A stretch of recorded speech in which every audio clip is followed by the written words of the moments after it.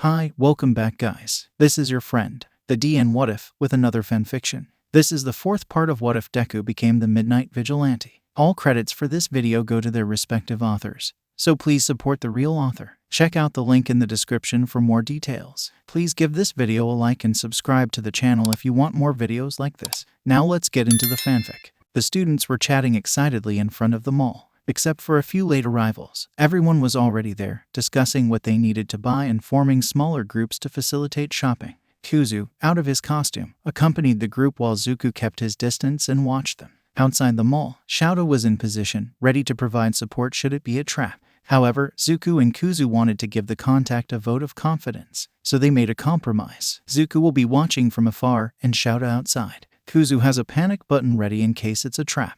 With the last student arriving, they split up and head to the stores. As expected, Toshi accompanies Kuzu and Denki follows. Toshi doesn't know what is going to happen, but he knows that Kuzu has something important to do. Kuzu made it clear the day before that he should walk away at his signal. For about an hour, nothing happens and the shopping goes smoothly. They already have everything ready. After all, it is far from being Izuku's first time going to summer camp. They are about to go to the food court to meet the rest of the students when Zuko notices a suspicious hooded figure approaching the group. Zuko warns, and Kuzu discreetly looks back. "You guys go ahead. I need to go to the bathroom," he hears Kuzu saying as he quickly walks away from the group. As expected, the hooded man follows Kuzu. He is not even being discreet, but that was to be expected. Kuzu follows him to an area with almost no civilians and sits down on a bench. The hooded man sits down next to him.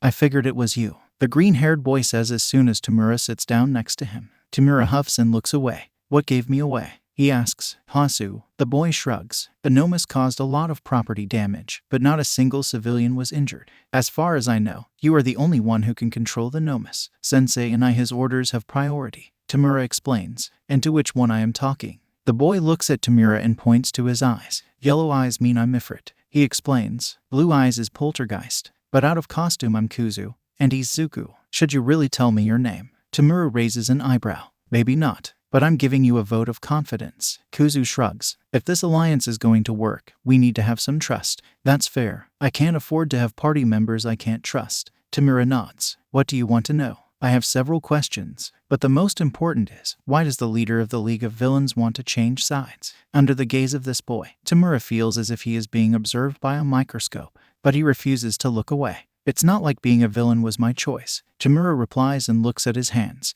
"When my quirk manifested, an accident happened. I killed my family. I tried to ask for help, but nobody helped me, until Sensei found me. Being just a dumb kid, I ended up clinging to the first stranger who showed me kindness." He sighs and clenches his hands. "It was a mistake, but even if I hadn't accepted his help, I doubt he would have let me go. All for One doesn't let the things he wants get away." "All for One, is this your sensei's name?" Kuzu asks, recognition flashing in his eyes. "It's the name he uses, and the name of his quirk." Tamura replies, "I don't know his true name. I wonder if even he remembers." "So what you want is a way to escape him?" Kuzu asks. "You said you wanted to bring someone with you." "Who?" "Kurogiri. He is as much a victim as I am."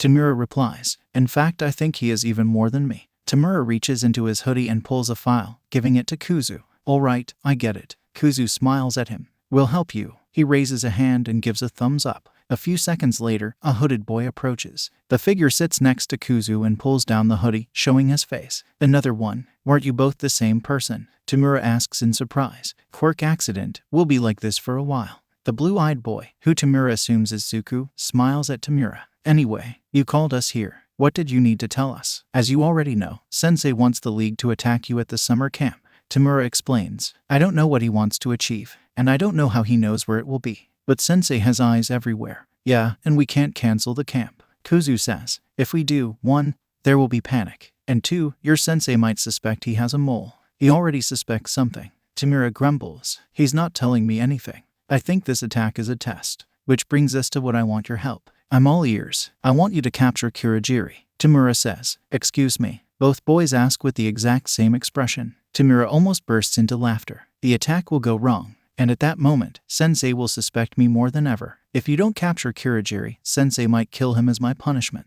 Tamura says, clenching his hands tightly. "Please, I can't lose Kurogiri. He's the only one who ever truly cared about me. I'll give you whatever you want, just get him out first." The boys looked at each other worriedly for a few seconds, like they were having a silent conversation. Then they nod and turn to Tamura. We need all the information that you can safely give us, Zuko says. In return, we promise that we will do our best to get you and Kurogiri out of his grasp. You got yourself a deal. Tamura replies, I would shake your hand, but I don't want to dust you by accident.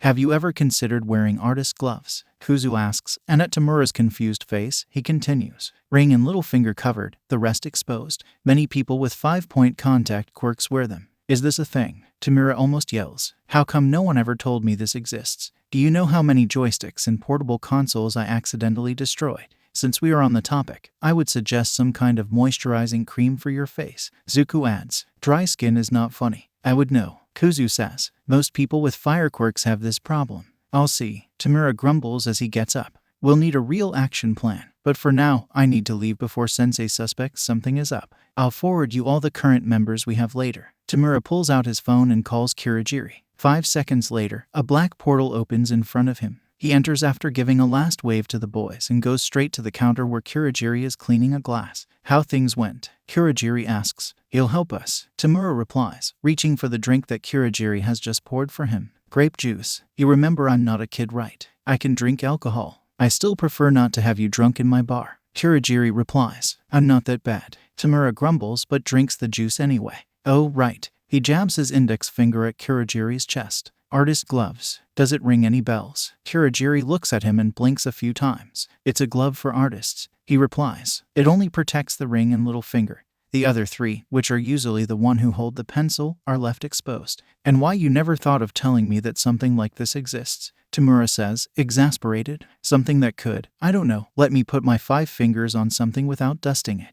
Oh, Kurogiri eloquently says as he puts the cup he was cleaning down. I feel really dumb now. I'll go buy a few pairs, Kurogiri says, opening a portal and passing through it. I thought you were supposed to be the smart one. Tamura mumbles as he gets up and reaches behind the counter for a wine bottle. Don't touch the wine or no video games for a month. Kurogiri puts his head back through the portal. Tamura sighs and sits back, ignoring Mustard's laugh. Shut up, Brad. Tamura is not paid enough to be a babysitter. Actually, he's not even paid.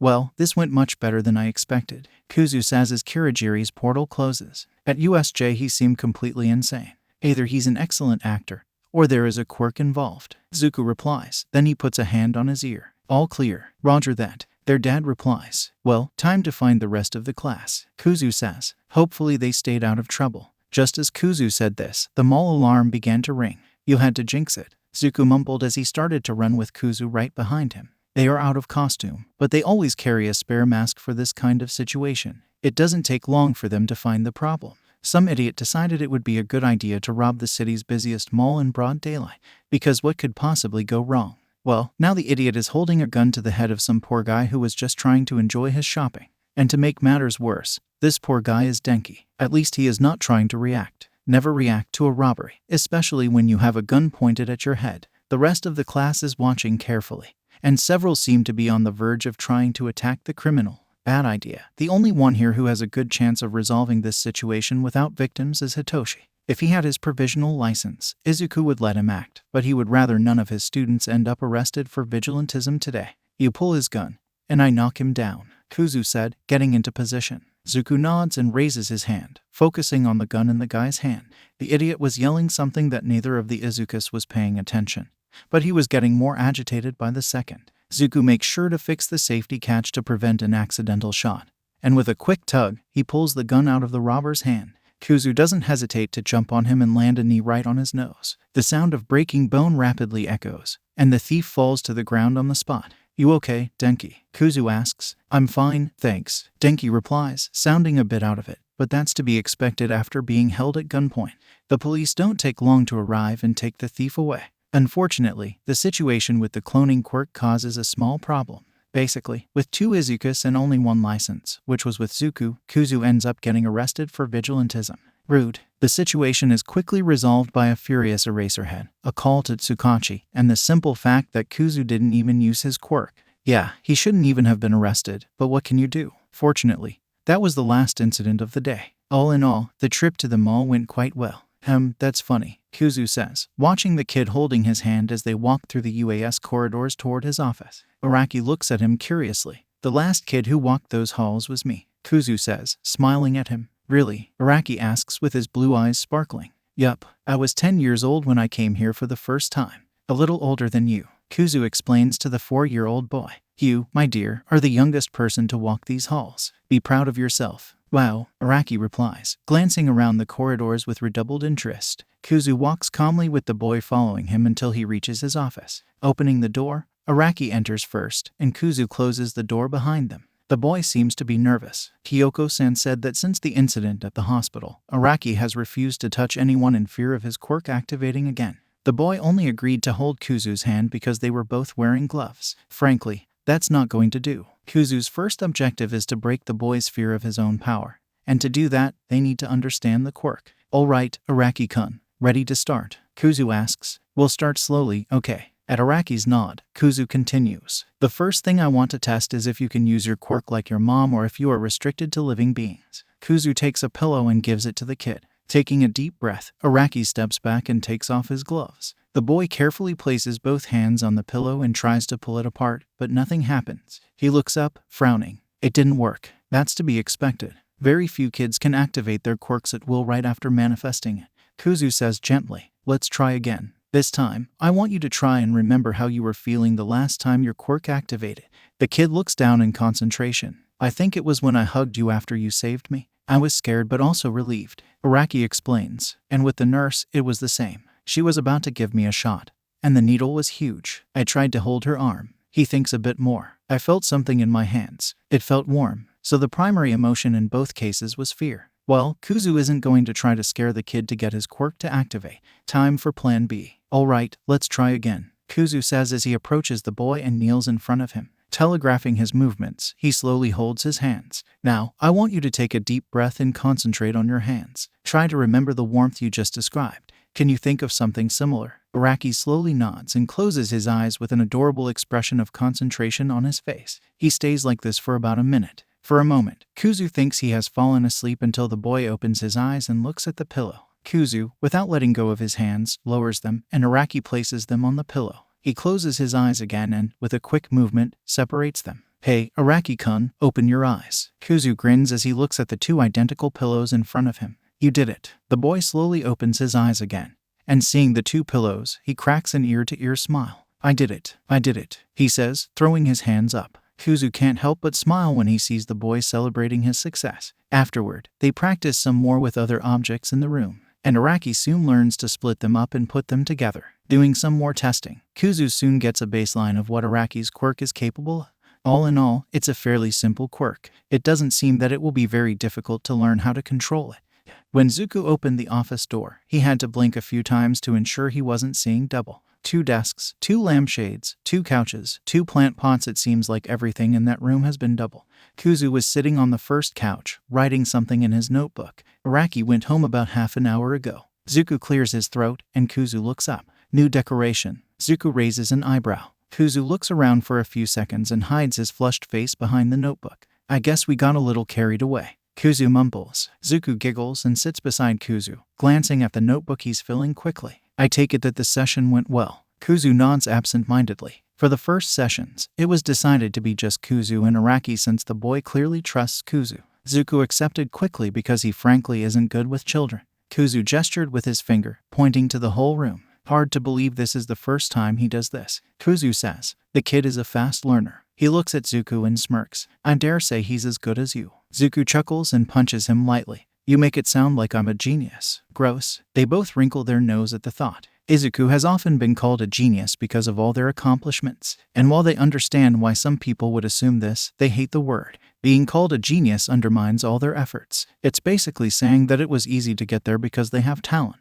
They trained and survived for years to get where they are. A lot of blood, sweat, and tears have been shed. Is it too much to ask people to acknowledge their efforts? Shaking his head, Zuko turns his attention back to the notebook in Kuzu's hands. So, what did you learn? He asks, and Kuzu goes back a few pages. His quirk is incredible. Kuzu responds enthusiastically and starts mumbling what he has written down. Araki decided to name his quirk Split and Merge, an emitter-type quirk capable of basically splitting objects and living things into 2 copies and merging 2 copies back into one. The copy created is exactly like the original and will not disappear unless Araki merges them back together. The reason for calling the quirk Split instead of Clone is what happens when it's used in a living being. The copy created receives half the personality of the original, thus creating two different individuals. Basically, this is what happened with Izuku, isolating Zuko and Kuzu into two separate bodies. It's relatively simple, and as Araki showed today, I doubt it will take him long to master it. Kuzu finishes. That's the gist of it. He closes the notebook and looks at Zuko. And how was it with the class? Half of the class was looking at the vents all day. Zuko giggles. It's like they were expecting you to just drop down at any moment. Kuzu starts laughing. It kinda makes sense they would expect this. After all, they have done this before. Anyway, Granny asked us to go see her when we are free. Something about making a few tests. Didn't we have our last checkup a few weeks ago? Kuzu raises an eyebrow. It's Granny Chiyo. Who knows? Zuko shrugs. Let's just go. I'd rather not have to feel that cane on my shins. Fair enough. Kuzu closes the notebook and drops it. Zuko floats it right before it hits the floor. Sorry. Force of habit. He scratches the back of his head. At least it wasn't a glass this time. Zuko teases as he floats the notebook back to the bookshelf. Yeah, that wasn't pretty. Kuzu nods, and they both leave the office. The way from their office to the infirmary is very short. It takes them less than 5 minutes to get there, and in a very rare event, they find the place empty. The infirmary usually always has at least one student, be it a reckless hero student, a support student who has blown up their invention, or simply someone who ate too much at lunch and got sick. Hopefully. This means today was a calm day, and Granny is in a good mood. Hey, Granny, Kuzu calls as he sees the short old lady. You wanted to see us. Oh, right on time, dears, she says, getting up from her chair. I want to take a few tests to know how are your new bodies. She explains as she sets up the equipment. I know you intend to merge again soon, but it's always good to have all the data at hand. Makes sense. And just because Izuku wants to merge doesn't mean they might never meet someone who doesn't want to. This could also be an excellent opportunity to know more about split and merge. The quirk is still a mystery after all. The tests are simple and quick. They have been through it so many times that they could do it even by themselves. X-ray, ergometry test, electrocardiogram, echocardiogram, and all the rest. They also do some brain scans for good measure. Finally, Granny decides to take a blood sample from both for comparison. First, she takes it from Zuko, who is distracted by the needle. He is not afraid of needles, but that doesn't mean he likes them. Looking at Kuzu, who rubs his arm in the same spot Zuko was needled. Then she goes to Kuzu. The moment she pokes the needle in his arm, Zuko feels a discomfort in the same place Kuzu was poked, stopping himself from rubbing it as soon as he feels the bandage. Weird. Well, dears, I should have all the results by tomorrow after class, Shio says while labeling and storing the blood samples. You can go now, and don't do anything reckless. When are we ever reckless? Kuzu smiles, and Granny gives him an unimpressed look. So fighting a serial killer after you said you wouldn't get involved is not being reckless? She asks, raising an eyebrow. This happened when we were 10. Kuzu replies. It shouldn't have ever happened. Granny replies. And I wasn't talking about Hisashi. I was talking about Stain. It was a few weeks ago. Oh, right. If Izuku had a nickel for every time they woke up in a hospital after fighting a serial killer and being rescued by their dad, they would have 2 nickels. Which isn't a lot, but it's weird that it happened twice, right? Well, Kuzu looks away, pouting. We were fine in the end. It wasn't that bad. Wasn't that bad. Oh, Kuzu. Why didn't you just keep quiet? On which planet almost having a stroke is not so bad? She smacks Kuzu in the shins with her cane. That hurt, Kuzu says as he starts rubbing his shin. Ouch. Zuko jumps and starts rubbing his shin in the same time as Kuzu. Wait, what? He turns to Kuzu, who is looking at him wide-eyed. How did I feel that if she hit you? They stare at each other for a few seconds, then Zuko pinches his cheek. Ouch, stop, Kuzu says and starts rubbing his own cheek. Looks like we just found a side effect of split and merge. Pain sharing. Zuko sighs. Great, why not? Could be worse. Kuzu replies. We just need to be careful with wounds. We are heroes, Kuzu.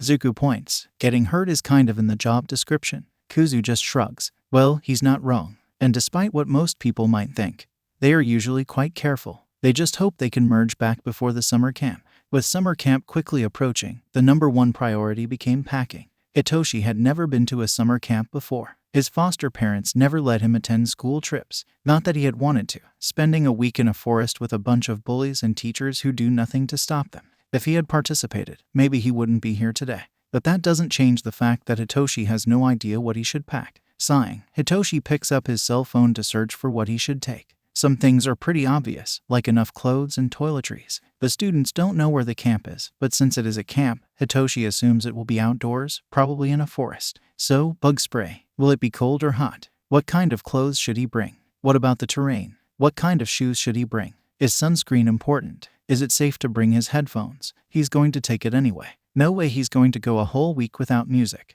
Damn, why is this so hard? Is he really going to have to ask Izuku for help? They offered help earlier, and Hitoshi said he could handle it. If he asks for help now, he will have to put up with Kuzu's smug smile. Maybe he can talk discreetly to Zuko. He just needs a few pointers. Where are they, by the way? Last time Hitoshi saw them, they were waiting for Shouta so they could discuss something about the cats. Maybe the kitchen. Well, no time like the present. Putting the suitcase aside, Hitoshi leaves the room, being immediately greeted by a mow of indignation. Stop complaining, Pablo. What else can we do? Aizawa says to the cat. Entering the kitchen, Hitoshi is confronted with a humorous scene, to say the least. Shouta, with his hair floating and red eyes staring at the unblinking cat sitting right in front of him. They continue their staring match for several seconds until Zuko simply takes the cat in his arms and sits down at the table. The cat meows again. I know, Pablo, Zuko says as he plants a kiss on the cat's head. We'll find another solution. Well, Aunt Nem is out of the question. You remember what happened last year? Kuzu chimes in, sitting down with 2 mugs and passes one to Shouta. And I doubt Uncle Zashi will have more luck. He won't trust any adult. Shouta mumbles. But we can't just leave him at home. Kuzu replies. At this point, Hitoshi decides to announce his presence. He clears his throat as he enters the kitchen, but the lack of surprise in any of those present indicates that they have already noticed him. What's the problem? Hitoshi asks. What to do with Pablo during summer camp? Kuzu explains. Usually we leave the cats with Aunt Nem since she already has a cat. The problem is that Pablo doesn't trust adults. Zuko continues. He tolerates me, but it is obvious that he doesn't trust me. Shouta says. Now that Hitoshi has stopped to notice, Shouta and Pablo hardly interact. Hitoshi has never even seen him pet the cat. Not for the first time. Hitoshi wonders what kind of life Pablo had before he met Izuku that made him so distrustful. He likes you, Dad. If he didn't, he wouldn't let you put his food. Zuko replies. Pablo just likes his space. He never showed any problems with me. Hitoshi notes. Well, you're a kid. Kuzu replies. And clearly a traumatized one. Pablo has a much easier time trusting kids he can relate to. Zuko suddenly lifts his head, smiling, while crouching behind Pablo's ears. We could bring him to the camp with us, he suggests. Shouta, Kuzu, and Hitoshi give him identical disbelief expressions, but Zuko doesn't stop smiling. What? Think about it. Pablo doesn't trust anyone but us, so whatever slime we get for him, he'll probably attack just like he did with Aunt Nem last year. But if he comes with us, we can keep an eye on him. And it would also be a good opportunity for him to meet other children. Maybe it will help him to be a little less distrustful. Kuzu comments. Would you like to come with us, Pablo? Zuko asks, and the cat's ears perk up as he gives an affirmative meow. Shouta stares at them for a few seconds, then sigh. Fine by me, but you keep an eye on him, he says, then looks at the cat. And no quirk usage, no matter how annoying the other kids might be, okay. Pablo nods his head and meows before curling on Zuko's lap. Hitoshi wonders how intelligent he really is. He clearly understands what they are talking about, but how far does this understanding go? Could Pablo be as intelligent as Nenzu? Hitoshi shivers at the mere possibility. Then Zuko looks up and focuses on Hitoshi. And how's the packing going, Toshi? He asks. Have you already handled it? Kuzu asks sarcastically. Hitoshi glares at him and huffs before turning back and going to his room. Getting help packing is not worth having to deal with Kuzu's smugness. As for Zuko, it doesn't look like Pablo will move anytime soon, and moving a sleeping cat is a crime. After entering the room and helplessly staring at his suitcase for a few minutes, he receives a notification on his cell phone. Crazy, not crazy. Here is a basic list of what you should bring. The days are usually very hot but the nights are cool, so I suggest bringing clothes for both extremes. And don't forget to bring workout clothes. Attachment, campless.docx. Download the list then delete this message before Kuzu sees it. Okay, Zuko is officially Hitoshi's favorite. He is going to buy a new action figure for him soon. But first, back to packing. Okay, clothes for both cold and heat. Then, next I need.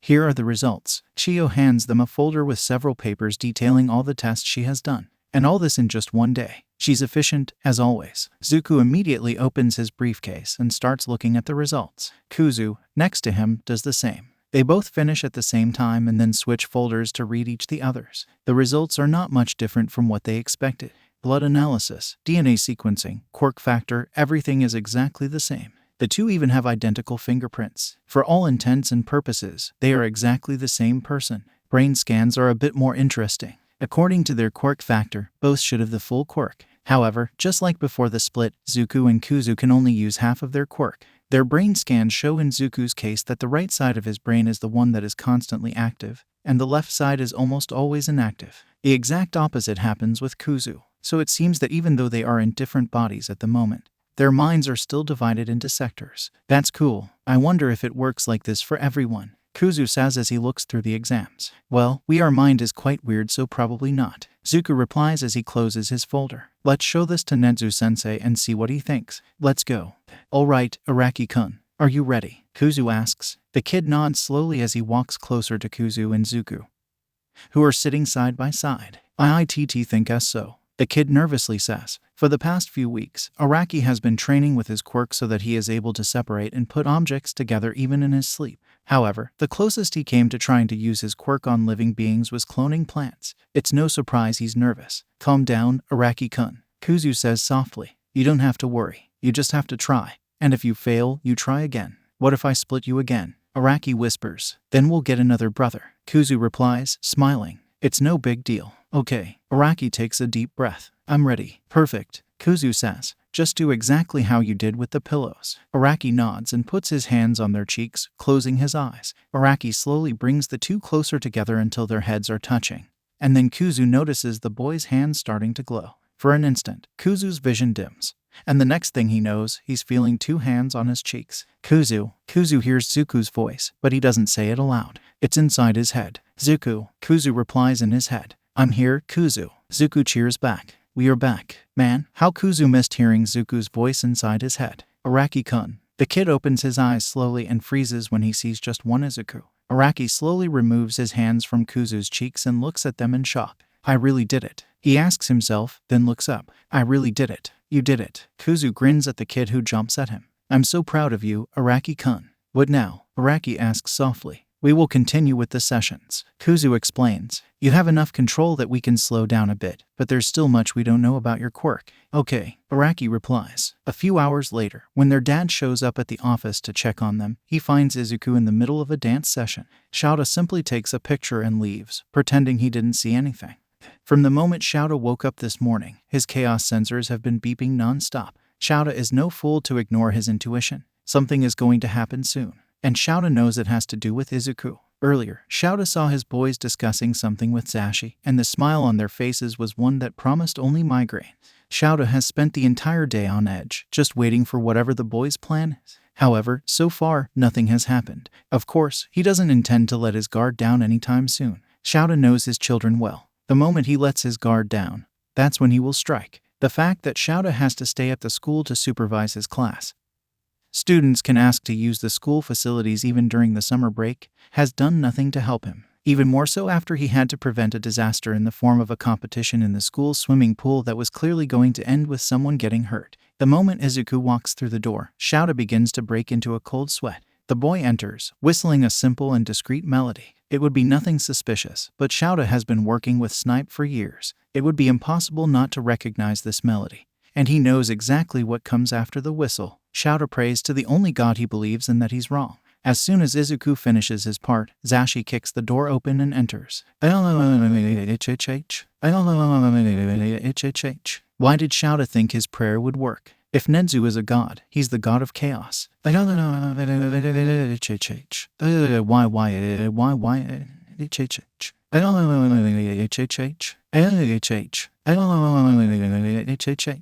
the end of the screaming, there is not a single student who is not covering his ears. Well, at least Zashi had enough self-control not to use a too dangerous volume for the kids. The worst that will happen is that they will have their ears ringing for a while. When the students finally uncover their ears and look at the noisy duo, Izuku has the biggest smile Shouta has seen on their faces in the last few weeks. But what Shouta immediately notices are their eyes. Their right eye is blue and their left is yellow. Guess who's back, bitches? Language, Kuzu, they say consecutively. These words immediately quell the students' annoyance over the prank, and they immediately surround the problem children, offering congratulations. Looks like things are going back to normal now. Finally, on the 14th day of August, UAS summer camp is set to begin. The teachers have scheduled the departure for 9 a.m. And, of course, plans were immediately fumbled because of the latecomers who had not yet arrived, despite it already being 9:30 a.m. Izuku was not in his best mood. The night before, they had to cover another hero's patrol due to something unforeseen.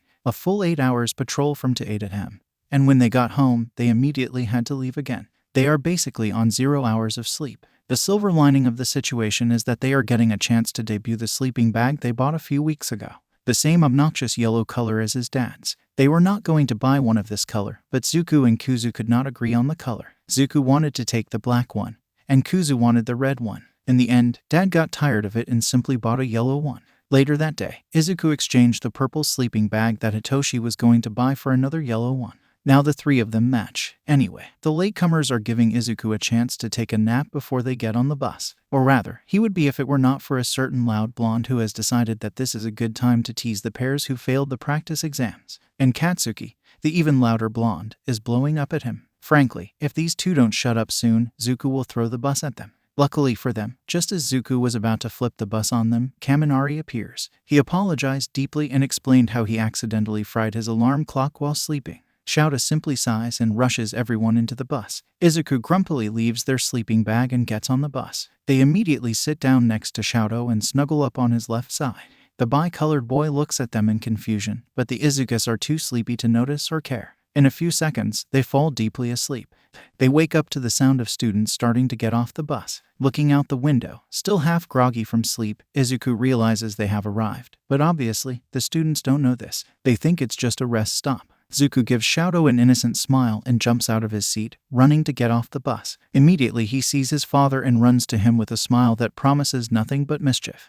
Hitoshi's logical ruse senses have been screaming ever since the bus stopped. Theoretically, this is a rest stop, but there is literally nothing here. The absence of Class 1B only increases suspicion. The second sign that something was wrong came when he saw Izuku running up to Shouta and the two of them starting to whisper something. Shouta nods, and Izuku cracks a grin that would scare even the worst of villains. "Hiya, Eraser," a voice calls. "It's been a while." Hitoshi and the rest of the class look around and find two women wearing a costume that resembles a fusion between a cat costume and a magical girl's dress. With sparkling eyes, we rock on. The black-haired woman starts. "Cute, cat, stinger." The blonde continues. "The wild, wild pussycats." They complete, striking a pose together. Next to them is a little boy in a red hat with horns. Hitoshi is not sure if the horns are a mutation or part of the hat, looking like he would rather be anywhere but here. Of course, Hitoshi recognizes them. Being the cat fanatic that he is, he had a phase where he searched for any cat-themed hero, and the wild, wild pussycats are the first to appear on any list.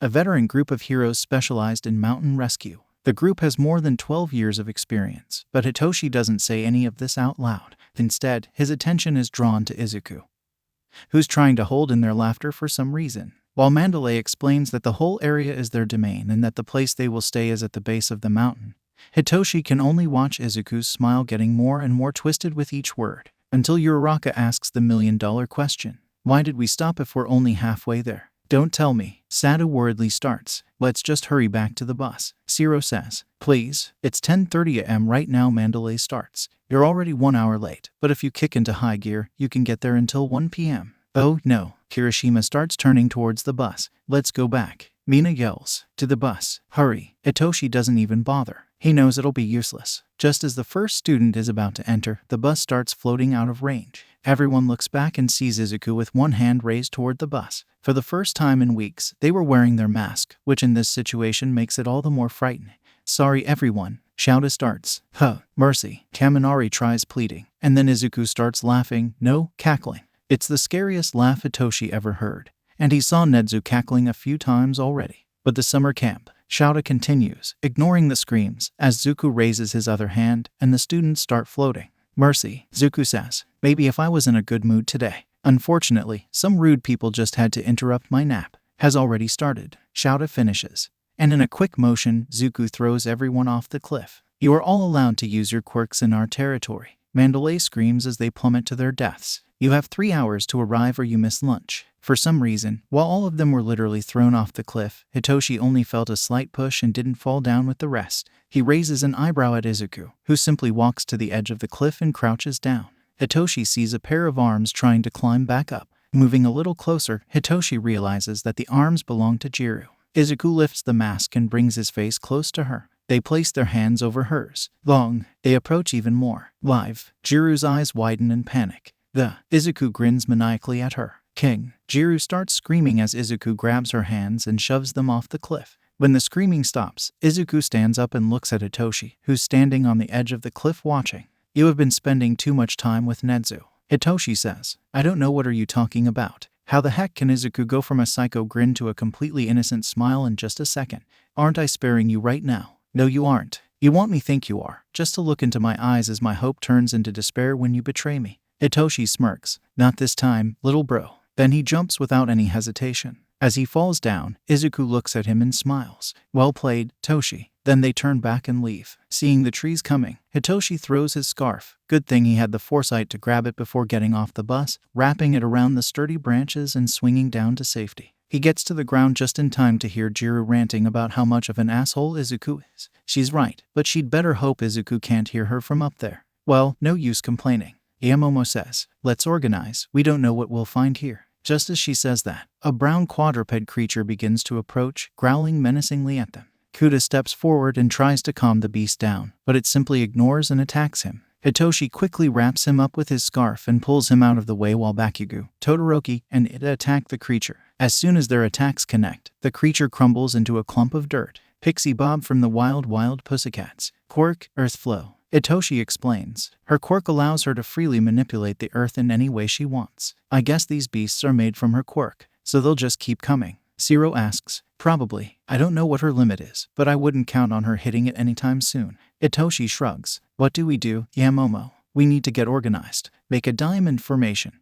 Those with offensive quirks are on the outside, and those with non-combative quirks on the inside. Yamomo quickly strategizes. Jiro and Shaoji, you are scouts. Stay alert and warn where the beasts are coming from. Then she makes a compass and gives it to Kuda. Kuda, I need you to keep us on track. We don't have a map or anything to guide us. The only thing we know is that we need to go south. Try seeing if the animals can give us better directions. Shinsu, Tsu, Ajiru, and Siro, you have the greatest mobility. You follow the group through the trees and support us. She starts making some lead projectiles and gives them to Uraraka. Monoma, copy Todoroki's quirk. You, Uraraka, and Todoroki are long-range support, but avoid using fire. We don't want to start a fire here. Keep the beasts away from the group. Bakugo goes in front, Ida behind, Takoyami on the right, and Kirishima on the left. If any beasts manage to get close, you take care of them. Satu, in about 1 hour you change places with Kirishima. With this, only Ashido, Denki, and Hagakure were left without much of a role due to the fact that their quirks were relatively ineffective against the Earth Beasts.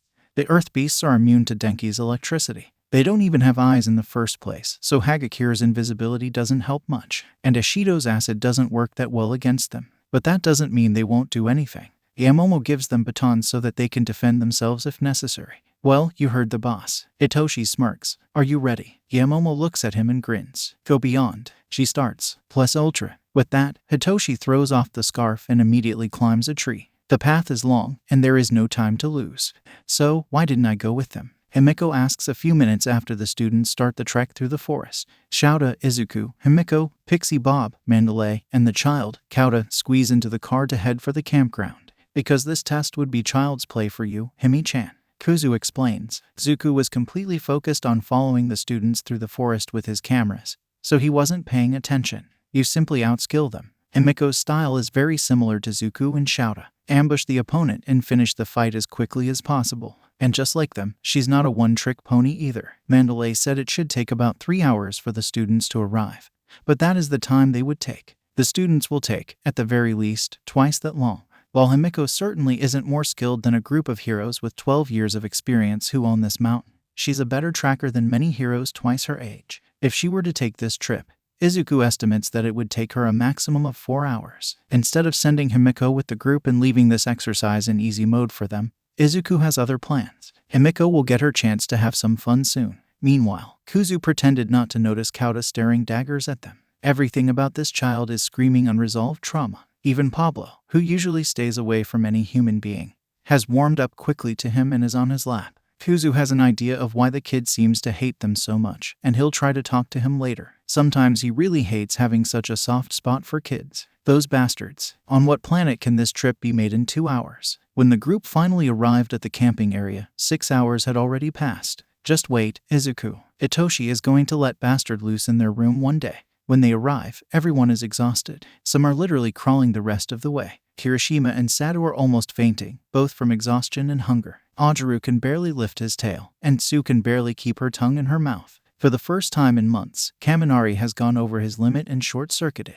Uraraka is on the verge of puking her guts. Inamamo will definitely pass out if she doesn't eat something soon. Bakugo has managed to keep his dignity, but his hands are clearly shaking. The same goes for Todoroki, who is on the verge of frostbite. Looks like there wasn't much point in threatening to deprive you guys from lunch, Mandalay says as they get in hearing range. A little over 2 hours, my ass. Zero grumbles. My bad. This is how much it would take for us, Mandalay replies, and everyone lets out a groan of annoyance. While praising the class for the speed with which they got there, Hitoshi realizes that Izuku is nowhere near. When Hitoshi focuses back on the class, he notices Monoma approaching the child who was with the pussycats earlier. Hitoshi's danger senses beep with full force, but he keeps quiet.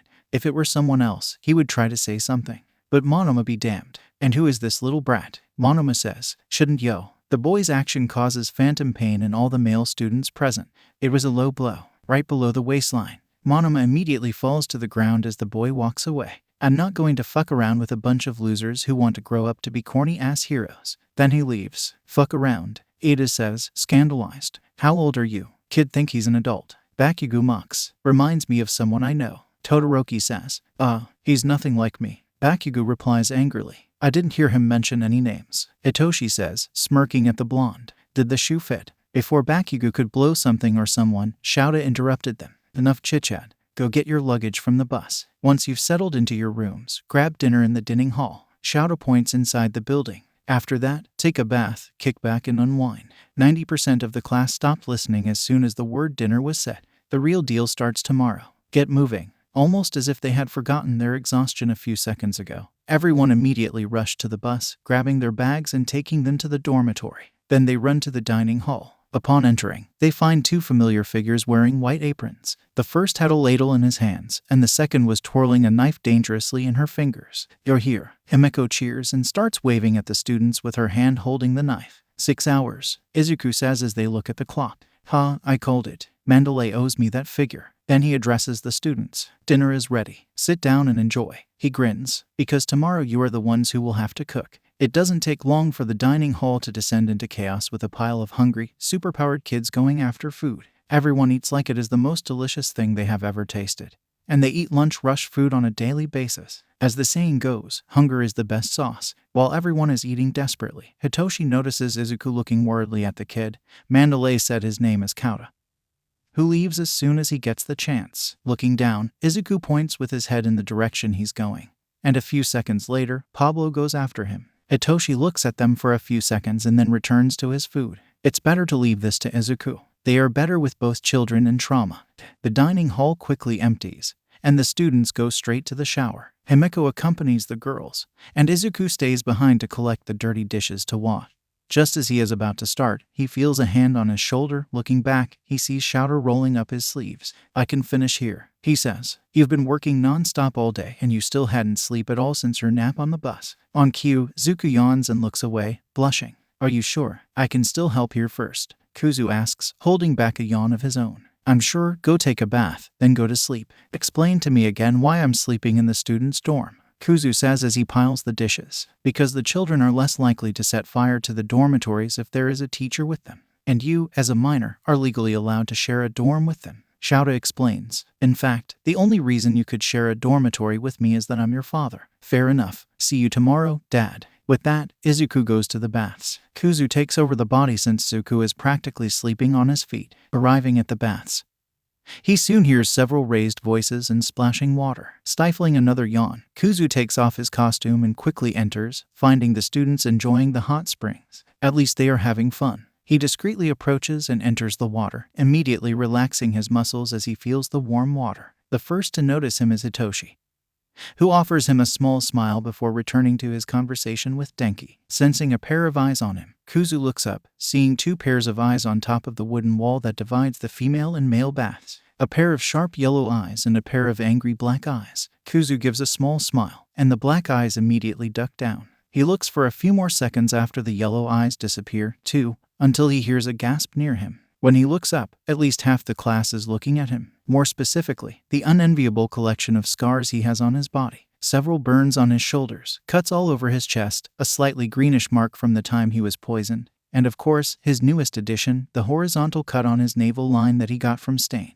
Good thing he's facing forward. His back looks even worse. Now neither Kuzu nor Zuko is ashamed of their scars. One day they were, but after much therapy, they learned that they do not mean weakness. On the contrary, their scars show that they have survived. They are proud of each of these marks. Taking this into account, to stare at them like this is still extremely rude. Take a picture, it will last longer. Kuzu grumbles and looks up, ignoring the stares. Sorry, your scars are really manly. Kirishima replies, trying to look away. The curiosity in the student's eyes was obvious. Kuzu simply sighs and points to the burn marks on his shoulders. My burns are all from the eye burner. Then he points to many slash scars around his body. Most muggers on the street choose to use knives rather than quirks. He points to a particularly nasty scar he has on his side. Be mindful of your blind spots. A few seconds is all that is needed for you to be stabbed. Then he points the big slash on his navel. Stain. It's all he offers. Happy. Reluctantly, they look away. But Kuzu still notices them looking at him when they think he is not watching.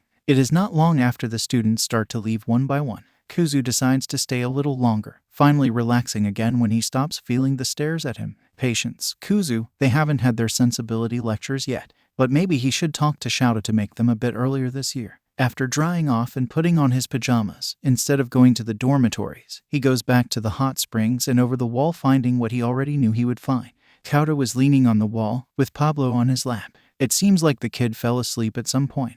Approaching slowly, Kuzu scratches Pablo behind the ears and gently shakes Shouta. The boy wakes up and, seeing Kuzu, jumps backward, almost falling off the wall, but Kuzu quickly steadies him. Kuzu smiles gently and raises his hands, taking a step back. Were you on lookout for the girls? He asks. I can't trust you, hero wannabes, to be respectful. Shouta grumbles angrily. Makes sense. I also wouldn't trust a bunch of hormonal teenagers with only a wall separating them from a bunch of naked girls. Though Izuku is quite sure at least half of the boys aren't exactly straight. Good thing Shouta expelled Minta on the first day, though. They already left, though. I have eyes. Shouta grumbles as he gets up. Pablo takes this moment to approach Izuku and rub himself against his legs. Kuzu crouches down and picks up the cat while Shouta focuses on his mouth. Who did this? Honestly, I don't know. Kuzu replies while petting Pablo gently. Zuko found Pablo in an alley a few years ago. He grins. He almost killed us that day. Us? Shouta narrows his eyes and looks around. There's no one else here. Us? Kuzu replies. I have a condition called dissociative identity disorder, Shouta-kun. He explains. I basically have two personalities. You are talking to Kuzu, I have yellow eyes. But there is also Zuko, who has blue eyes. The kid just nods thoughtfully. Why did he attack you? Pablo used to hate everyone. Kuzu explains while scratching under Pablo's chin. I can understand why. He probably thought we wanted to hurt him too. But from the first time we saw these eyes, we fell in love with him. He brings Pablo closer into a hug. Zuko is much better with animals than me. It was he who got Pablo to open up to us. It's slow progress. He still hates most people, especially adults. To be honest, to this day, the only people I think he never hated were you and Hitoshi. Shouta continues to look at Pablo with a soft expression. Then as if he suddenly remembers that he should hate Izuku, he scowls again. Time to go back, he says. All right. Kuzu puts Pablo down. Could you watch Pablo for me tomorrow? He smirks. I have to train the bunch of losers who want to grow up to be corny-ass heroes. Shouta chuckles and tries to disguise it as a cough. Whatever. Shouta mutters and leaves, with Pablo following him. Have a good night, Kuzu says and jumps down from the wall. After getting out of the shower, the students were immediately rushed into the dormitories, and it soon became a battle royale to see who slept where. Hitoshi, who simply doesn't care, grabbed his sleeping bag and looked for the first free corner to lie down in. Hey, whose bag is this? Denki asks, pointing to a big green bag. Hitoshi almost jumps upon seeing it. That's Izuku's bag. Hitoshi replies. Why is it here? Because we are sleeping here, Izuku says as he unceremoniously enters, rubbing his eyes. He goes straight to his suitcase and pulls out his sleeping bag, entering it in a way that's too similar to how Shouta always does. I recommend that you go to sleep soon. Tomorrow will be a long day. Then he lies down. Wait, Kuzu, what about mine eraser? Zuko mutters sleepily. Of course I brought mine eraser, Zu. What do you think I am? Kuzu sits down and reaches for the bag, pulling out a plush cat. More specifically, a plush cat with unimpressed red eyes, a gray scarf around its neck, and familiar yellow glasses on its forehead. Instantly, Izuku cuddles the plush and lies down, falling asleep just a few seconds later. Whispers soon begin as everyone looks at Izuku.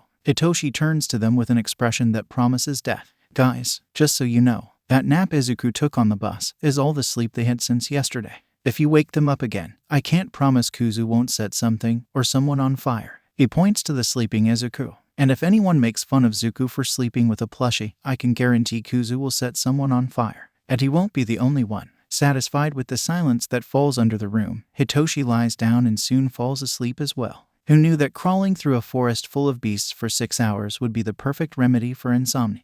4:30 a.m. This is when Izuku starts banging pots to wake up the boys. The 13 murderous glares they receive show that the boys don't like this. Too bad for them. Do your routine, put on your PE uniforms, and come out. You have 1 hour, Kuzu announces as he grabs his costume and leaves the room. Don't be late, or Dad will make his hell course seem like a walk in the park. The threat was good enough to make everyone basically jump out of bed. Good, they are learning. At 5:30 a.m., Izuku nods in approval, seeing that no one is late. To say they are awake would be a bit of a stretch, but at least they are all here. Maybe waking up a bunch of teenagers so early is cruel, but it's necessary. On another note, this is the only week of the year when Izuku finds hair that is messier than his own. Looks like sleepiness has made everyone forget that combs are a thing. Shut up. They know they are hypocrites. Izuku kind of tunes out the explanation about the goals of the summer camp. This is not the first one they have attended. Although it is the first one he is in as a teacher rather than a student. They don't even laugh at the students' expressions of fear when they hear what kind of training they will be doing.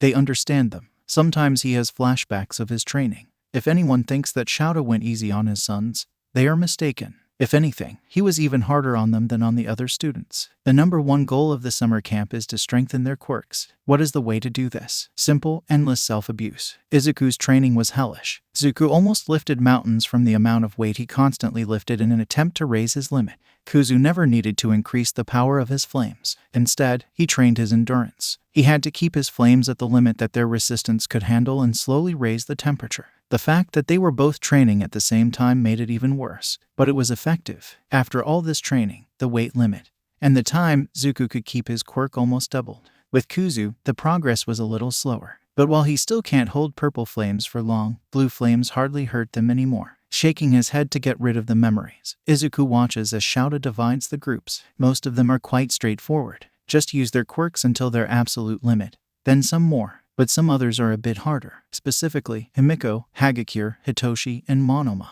Himiko's quirk has had an evolution recently, and she already has full control over it, so there is not much left to train. Hagakure is the exact opposite. She has only just begun to learn what her quirk can do. Hitoshi has 2 quirks, and while his control over hypnosis is nearly perfect, his control over one for all is amateur at best. In Monoma, well, training a copy quirk is its own can of worms. The drawbacks of his quirk are whatever drawbacks the quirk he copied has. The simple act of copying a quirk does not cause him any problems. And, of course, Nenzu-sensei left the training of the 4 in Izuku's hands, because why wouldn't he do that? Taking his group to a secluded area, Izuku begins to explain his plans. Himi-chan, Hagakure, you are together. Zuko hands her a pack of stickers. Hagakure, you will work on your stealth. Your goal is simple. Stick these stickers on everybody you can without getting caught. As many as you can. He looks at Himiko. Himi-chan, you will help her. Teach her the basics of how to move silently. As for your own training, he gives her a few blood pouches, courtesy of Granny Chio. Don't tell her I took it.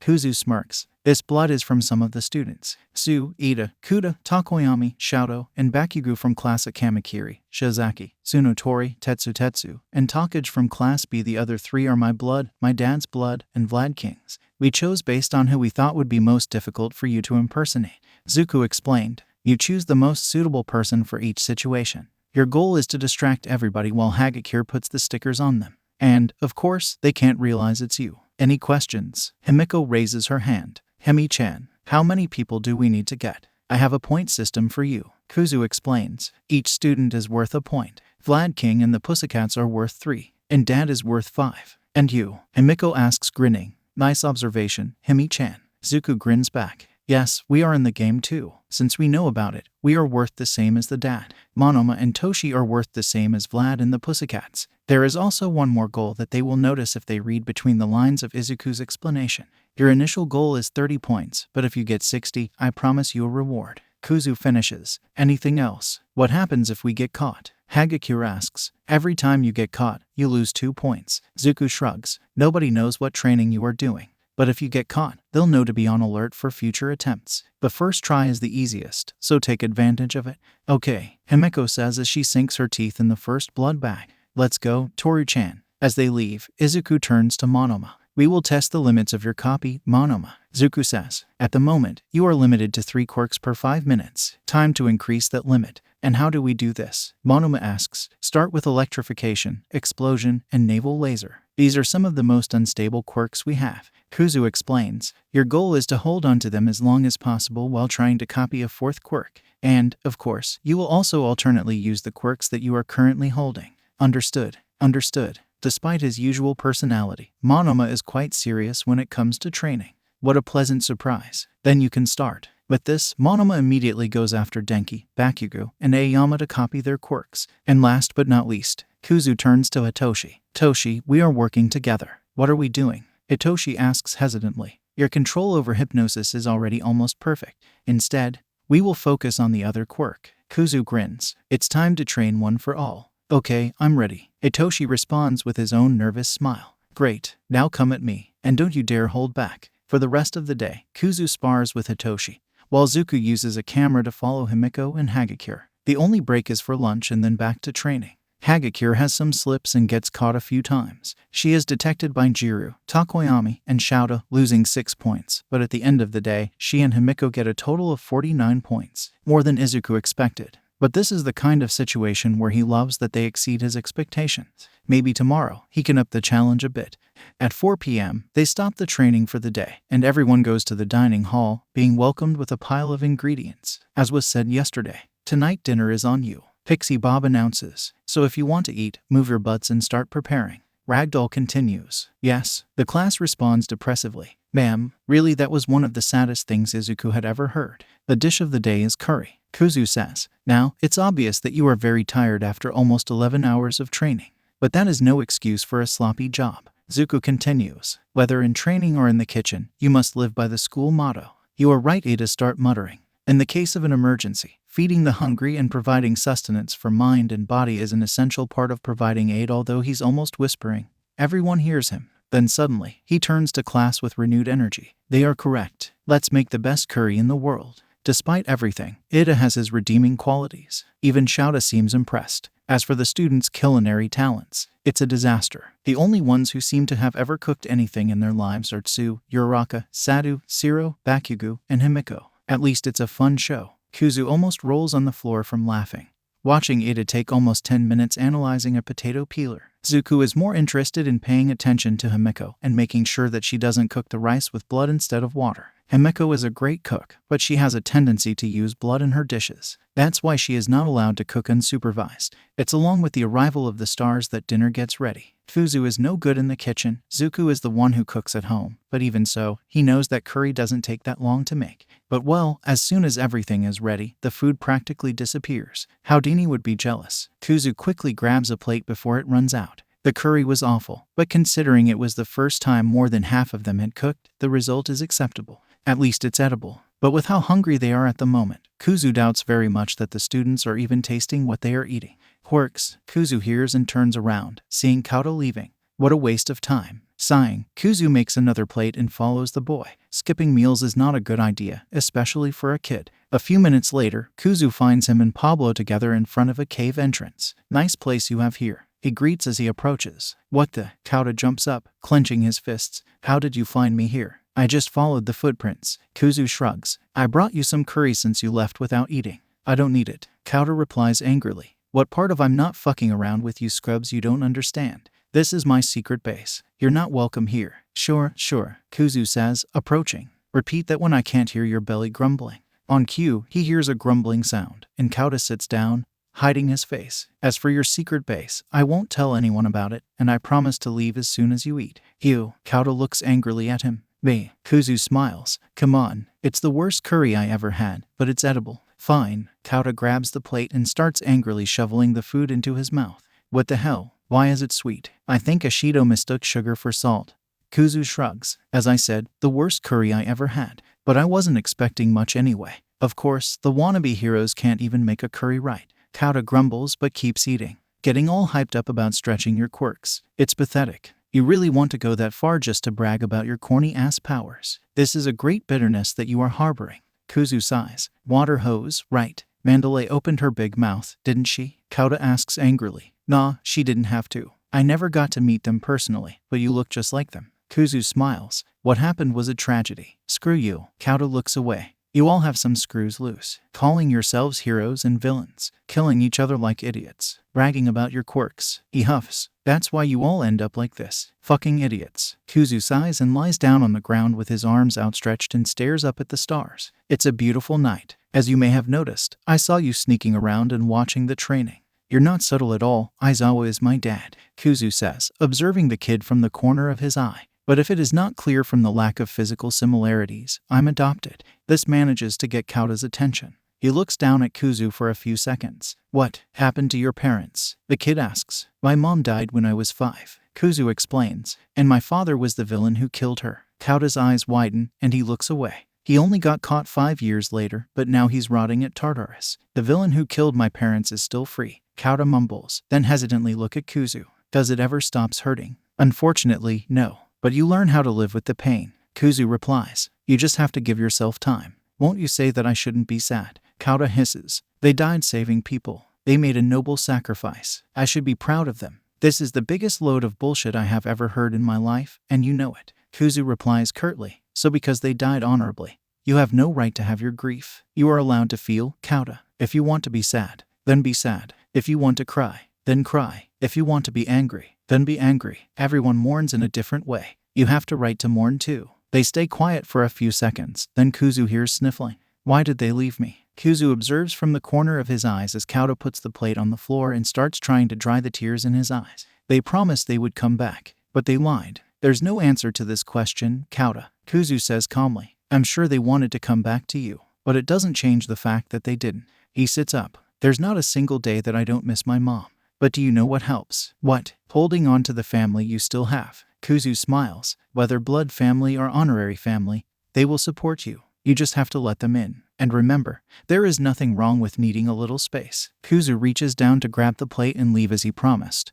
But Kauta grabs at his sleeve. You can stay for a bit more, Kauta says, not meeting his eyes. If you want. Sure thing. Kuzu smiles and lies down again, looking up at the starry sky. Do you know any constellations? A few. Kauta lies down beside him and points up. There is Orion. They spend a few hours there pointing out constellations and talking about them until Kauta starts to yawn and eventually falls asleep. Kuzu watches the boy sleeping peacefully and smiles. Careful not to wake him up, Kuzu picks him up on his and starts carrying him back to the camp. Pablo quickly jumps on his shoulders and hitches a ride. On the way, Kuzu can't help the worry that comes over him. Kauta's parents have been killed by the rank of villain Muscular, one of the villains that Tamura warned him would be on the attack, and that psychopath has no qualms about killing even a child. Pablo, the cat meows. I know what Dad said about using your quirk, but if it comes to it, protect him, okay? No matter what you have to do. Pablo doesn't answer, but it's not as if Kuzu needs an answer. He knows that Pablo would never let a child get hurt in front of him. Tamura watches as the Vanguard Action Squad prepares to begin the attack. Mr. Compress is in charge of the squad since Tamura will not be involved in the attack. Sensei says that the leader doesn't need to go directly, but Tamura knows it's because Sensei doesn't trust him. No matter, the plan is done, they just need to follow it. Suddenly, the door of the bar opens. A little girl enters. She had an obvious owl mutation, as indicated by her face, her talons, and her arms, which were actually wings. Her eyes were a bright yellow, and she walked like a zombie. Who's that? Tamura asks Kurogiri. Ah, so she's finally here, Sensei says from the monitor. Young Tamura, meet your newest companion. The girl approaches Tamura and nods her head. You may call her Shriek. This little girl, Tamura asks. How old is she? She's 8 years old. But you don't need to worry, young Tamura, Sensei replies. And Tamura feels a chill on his spine. She'll obey whatever order you might give her. The way Sensei phrased this makes Tamura incredibly uncomfortable. Sensei, is she a Namu? He needs to confirm it. And he really hopes he's wrong. You could say that. Although she is a bit more like Kurogiri, Sensei explains nonchalantly. She is still able to independently think, but she is not able to disobey. She can't talk either. On cue, the girl hoots and starts spinning her head around far more than a human neck should be able to reach. She takes on each member of the league, then looks Shigaraki straight in the eyes and bows. As soon as Sensei turns off the monitor, Tamura looks at Kurogiri. Kurogiri, take her to one of the rooms. He orders and leaves. My god, Tamura is going to be sick. 8 years old. Sensei turned an 8-year-old girl into a Namu. Doesn't he have any morals? Sensei said she is like Kurogiri. Does that mean she still has salvation? Tamura hopes so. No one deserves what was done to her. It's impossible to contact Duality to warn him now. He just hopes that Shriek doesn't change things too much. The heroes need to be prepared. If yesterday the students were sleeping standing up, today they seem to have crawled straight from their graves. Not that this is unexpected. Izuku is actually quite impressed that most of them are standing. Despite the difficulties, they are doing very well. That is, except for those who have remedial classes. They only went to bed at 2 a.m. And although the students didn't wake up so early today 7 a.m. instead of 4 a.m., they are still 4 hours less sleepy than the other students. Kirishima, in particular, seems to be having an extra hard time with this problem. The poor guy looks like he's going to pass out any second. Of course, that is half the reason that Izuku is here. There isn't a single person who can deny that Shouta is an excellent teacher. However, he is also a sadist and a slave driver. Shouta's greatest weakness as a teacher is that he often loses sight of the limits of his students. This is why Izuku is keeping an eye on all the students to make sure that none of them overworks themselves. It is better that they rest for a few hours and then go back to training than that they get sick from exhaustion and take days to recover. Fortunately, so far, Izuku has not had to intervene in anyone's training. Both Class 1A and Class 1B have gotten into the spirit of the camp and are tackling the challenges in a true Ultra Plus style. The third day of training runs very similarly to the second. The students train all day long, but today they are more excited. After all, they have something to look forward to later in the afternoon. Again, the students make dinner, and things turn out a little better this time. Probably because Bakugo embodied Gordon Ramsay's spirit and ran the kitchen like a true tyrant. Hell, he kicked Todoroki out of the kitchen after he accidentally burned down the potatoes and made sure to follow him halfway across the camp, telling him to fuck off, damn icy hot, get out of my kitchen. But hey, the dinner ended up quite good. Another point of progress is that Kauta sat down to eat with Izuku and Himiko. He didn't say much. And as soon as he finished, he told Izuku that he would stay in his secret place. After dinner, with the dishes washed, Shouta once again revealed his sadistic side and immediately shattered the remedial students' dreams by announcing that they would not be able to participate in the test of courage. The students were soon divided into pairs, with Class B being in charge of assembling the scares first. Pair by pair, Class A began to enter, and it was at this point that things started to get out of hand. Himiko is excited about this test of courage. Not only can she participate in the test with the rest of the class, but she is also paired with Tsu-chan by drawing lots. They were the fifth pair to enter, and while Tsu-chan looked pretty scared, Himiko was laughing and skipping all the way. The sound of moving bushes immediately makes her stop. Usually, this would not put her on alert, but something is strange here. A few seconds ago, the forest was filled with laughter and screams. Now it is completely silent. This is never a good sign. Himi-chan, SHH. Himiko makes a shushing motion and points to the bush she just saw moving. Himiko pulls one of the knives she had hidden in her clothes earlier and throws it into the bush. In response, a silhouette jumps out of the bushes and stops in front of her, revealing a man of medium height and purple hair. Aside from his clear mutation from some kind of lizard, what is most striking are his clothes, clearly inspired by Stain. The red scarf and the battered white cloth serving as a mask around his eyes are more than enough proof. The man looks at Himiko and starts to reach for the handle of the strange sword wrapped by a cloth on his back. I remember you, he says. You were in Hasu, right? Do you know the person who defeated Stain? Himiko keeps silent, but it doesn't seem like he is expecting an answer. I don't think I've introduced myself yet. The name's Spinner. In a rapid motion, he draws the big sword. The cloths wrapping it fall down, revealing a bizarre-looking sword made of several knives, daggers, kukris, hatchets, and many other blades, all held together by chains and belts. Spinner grins and looks at her, the one who carries Stain's dreams. Hearing this name, Himiko instinctively brings a hand to her right arm, remembering the knife Stain had hit her with. Taking a deep breath, she pulls out two knives and begins to twist them between her fingers. She looks at Spinner and grins. So you're a fan of Stainy, Spin-chan? Himiko asks. I couldn't see him covered in red, but I'm sure you'll look good on it. She discreetly glances at Tsu-chan and points to the path they came from. The message is clear. Go back to the camp. I'll take care of him. Tsu-chan hesitates for a moment, but seeing that she can't do anything to help, she turns and starts to run. I'll bring help.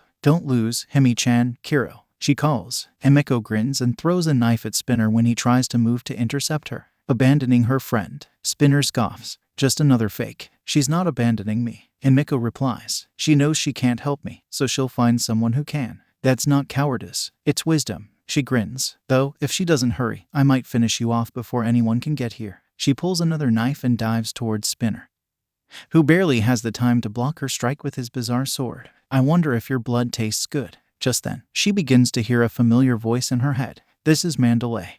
Fumi, I don't like this. Dark Shadow calls as they walk through the woods. It has been a few minutes since they stopped hearing the voices coming from the forest. No laughter, no screams, just absolute silence. At first, he and Xiaoji thought it was one of the scares prepared by the B class, but they found Tsuburaba unconscious in the middle of the path. This was evidence enough that something was happening. I don't like it either, Dark Shadow. Fumikage replies and looks behind him. Xiaoji was carrying Tsuburaba and had 4 of his arms transformed into ears. Be prepared. There's something ahead. Xiaoji alerts. I can hear a mumble. Something about flesh. Suddenly, a tall man steps into the light, immediately leaving Xiaoji and Fumikage on alert. The figure was tall, even taller than Xiaoji, something difficult to reach. However, what draws attention is how he is dressed. He is wearing a straitjacket covering his whole body, exposing only his mouth. He has metal clamps holding his lips open, and because of these, he is drooling. I have work to do, he mumbles, and suddenly his teeth elongate, becoming sharp blades that go straight up at them.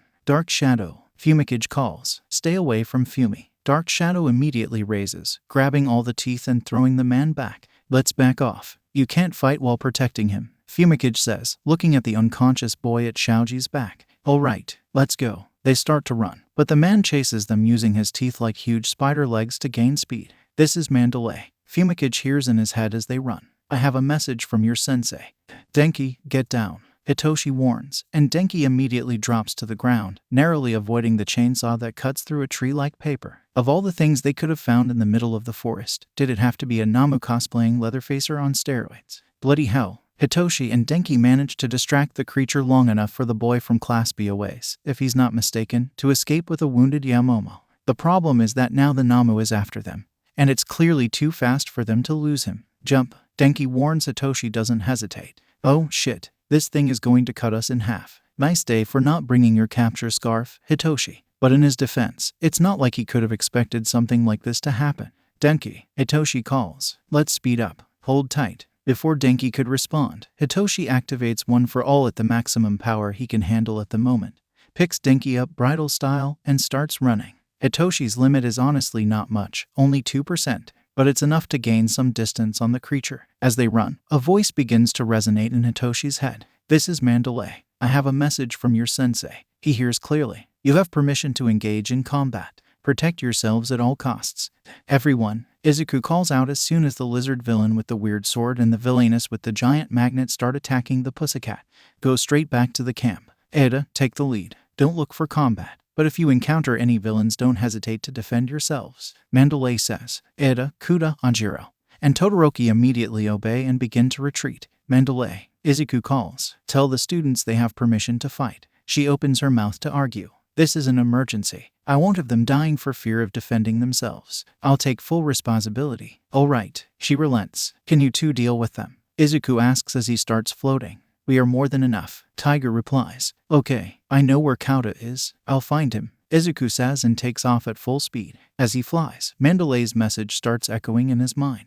This is Mandalay. I have a message from your sensei. She says, you have permission to engage in combat. Protect yourselves at all costs. They fly full speed towards Kauta's hideout but are forced to stop when a figure flies at them at full speed. The attack is fast, and all they hear is the sound of wind being cut off, and suddenly they are falling out of the air, crashing onto a tree before hitting the floor. Shit, what was that? Kuzu asks, putting his left hand on his back. It comes back wet with blood. There's a slash on their back. I don't know. They shouldn't have any flyers. Zuko replies, looking down at his right arm. I think it's broken. They hear hooting coming from the trees and start to look around. And then, a short figure lands on the branches of a tall tree. Izuku can't see many features because of the darkness, but two things become clear immediately. One, this is not simply a small person. This is a child. And two, she is dangerous. The tree begins to turn into stone when her talons grip the branches. She stares at Izuku with the look of a predator all the while, then leaps from the tree and takes off again. Don't let your guard down, Kuzu, Zuko warns, already sensing the distress coming from Kuzu.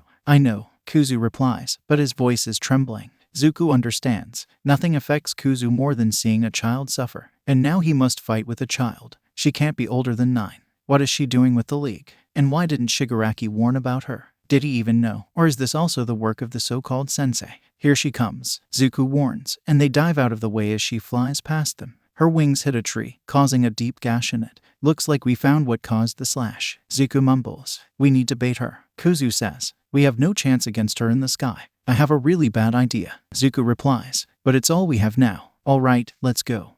That's a really cool hat you have, kid, the big human says as he approaches the water kitten. Want to trade it for this lame mask? Pablo doesn't pay attention to what he is saying.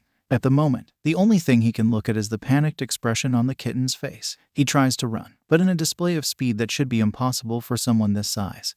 The giant human appears in front of him, his arms are wrapped in a strange fiber, and he tries to punch the kitten. His mask has fallen off, and the moment the kitten sees his face, tears begin to fall. "Dad, Mom," the kitten screams, but Pablo doesn't hear a scream. No, what he hears is a meow of desperation. He sees a pair of eyes as blue as the sky, pleading for his life while a cruel man stabbed him. And the giant man, his eyes showing nothing but cruelty, is smiling as he attacks the kitten. Abomination, he hears echoing in his head. A quirked animal is just a nature freak. I'll end this right now. Hissing, Pablo runs up to the man, climbing on his shoulder and scratching his weird left eye. What the? The man screams in surprise. Pablo's attack was enough to throw off the trajectory of his punch, missing the kitten by a few centimeters. "Pablo," the kitten whispers. "Get away." The man screams and grabs Pablo, throwing him with all his force toward the wall. Pablo lets out a whimper of pain as he feels his back hit the rocks, but he quickly gets up and runs back towards the kid, putting himself between them. "You really want to try that, kitty?" The man huffs. "Doesn't matter. It'll be more fun like this." He gives a wicked smile.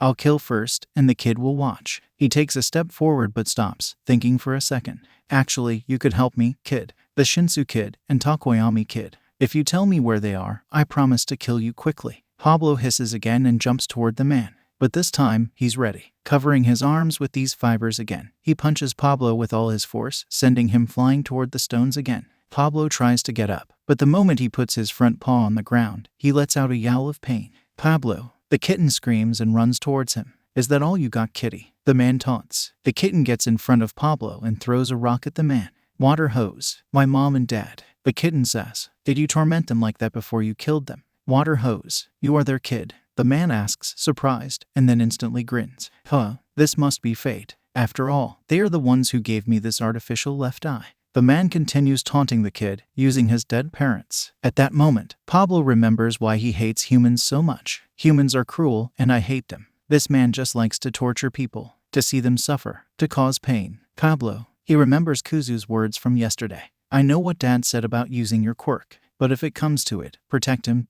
okay? No matter what you have to do. This time it will be different." Pablo refuses to watch another kitten dying in front of him. Gathering his strength, Pablo jumps onto the kitten's shoulder. He concentrates and looks directly into the right eye of the man, who is preparing to attack. "What is that?" the man mutters as he starts to stagger. "I feel dizzy." Pablo jumps down from the kitten's shin and starts approaching as the man falls on his back. Without giving him time to recover, Pablo jumps on his chest and continues looking into his eyes. He uses his claws to force his eye open when he instinctively closes it. "What are you doing?" The man slurs as blood starts falling down from his nose. But Pablo keeps up. "Stop." He tries to punch Pablo again, but his arms have stopped responding already. "Stop, please," he pleads, but Pablo keeps up. "I don't want to die." He pleads once more as blood starts to fall from his eyes. The man falls silent, dropping his hands to the floor and going limp. But Pablo keeps his stare for a few more seconds to be safe. When it's clear he won't be moving again, Pablo gets down and limps toward the kitten,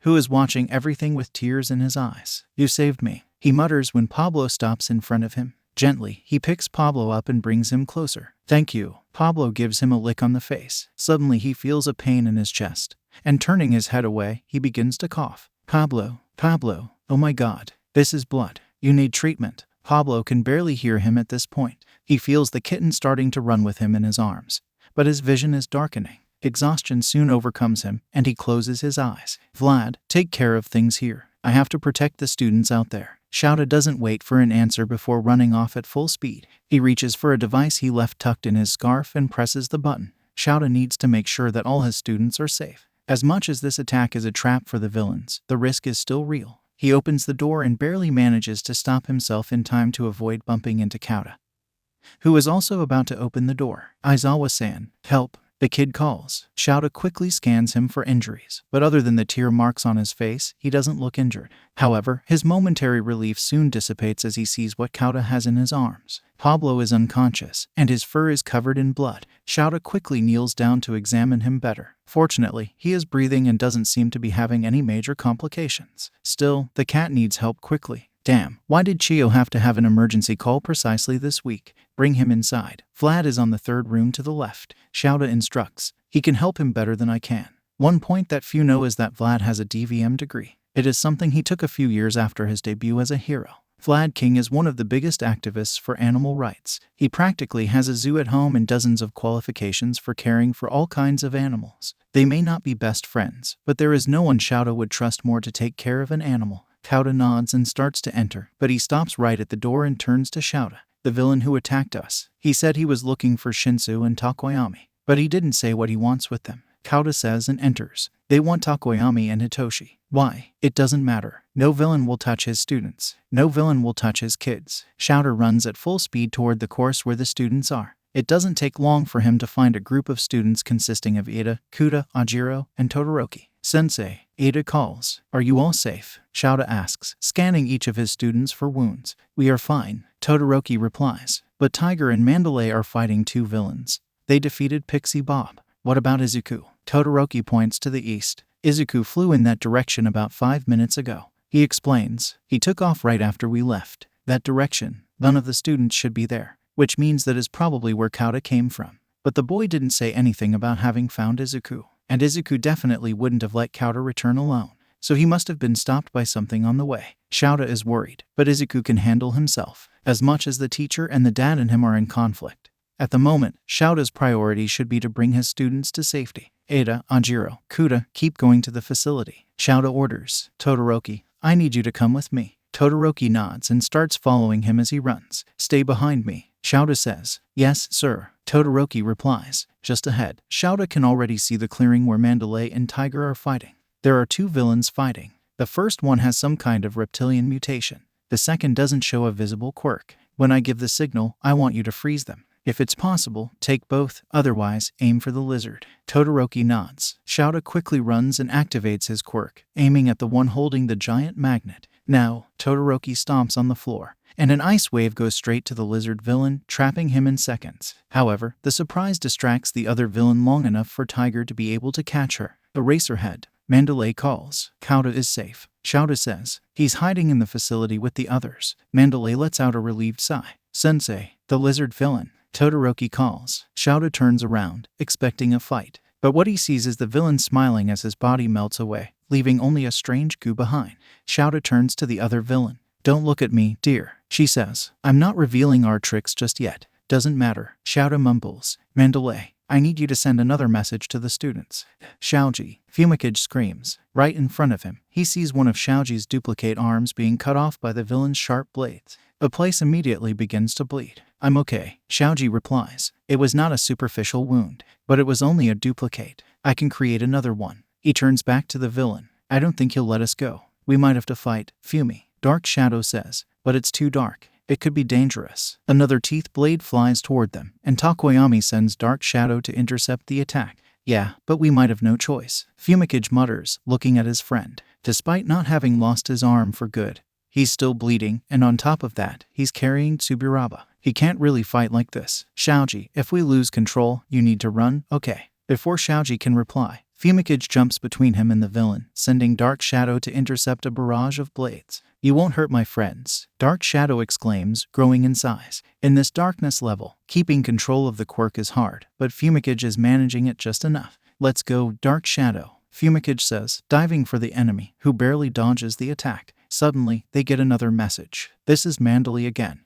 The voice calls. We were able to identify the villain's target. They are after Shinsu Hitoshi and Takoyami Fumikage. If you can hear me, run to safety as fast as you can.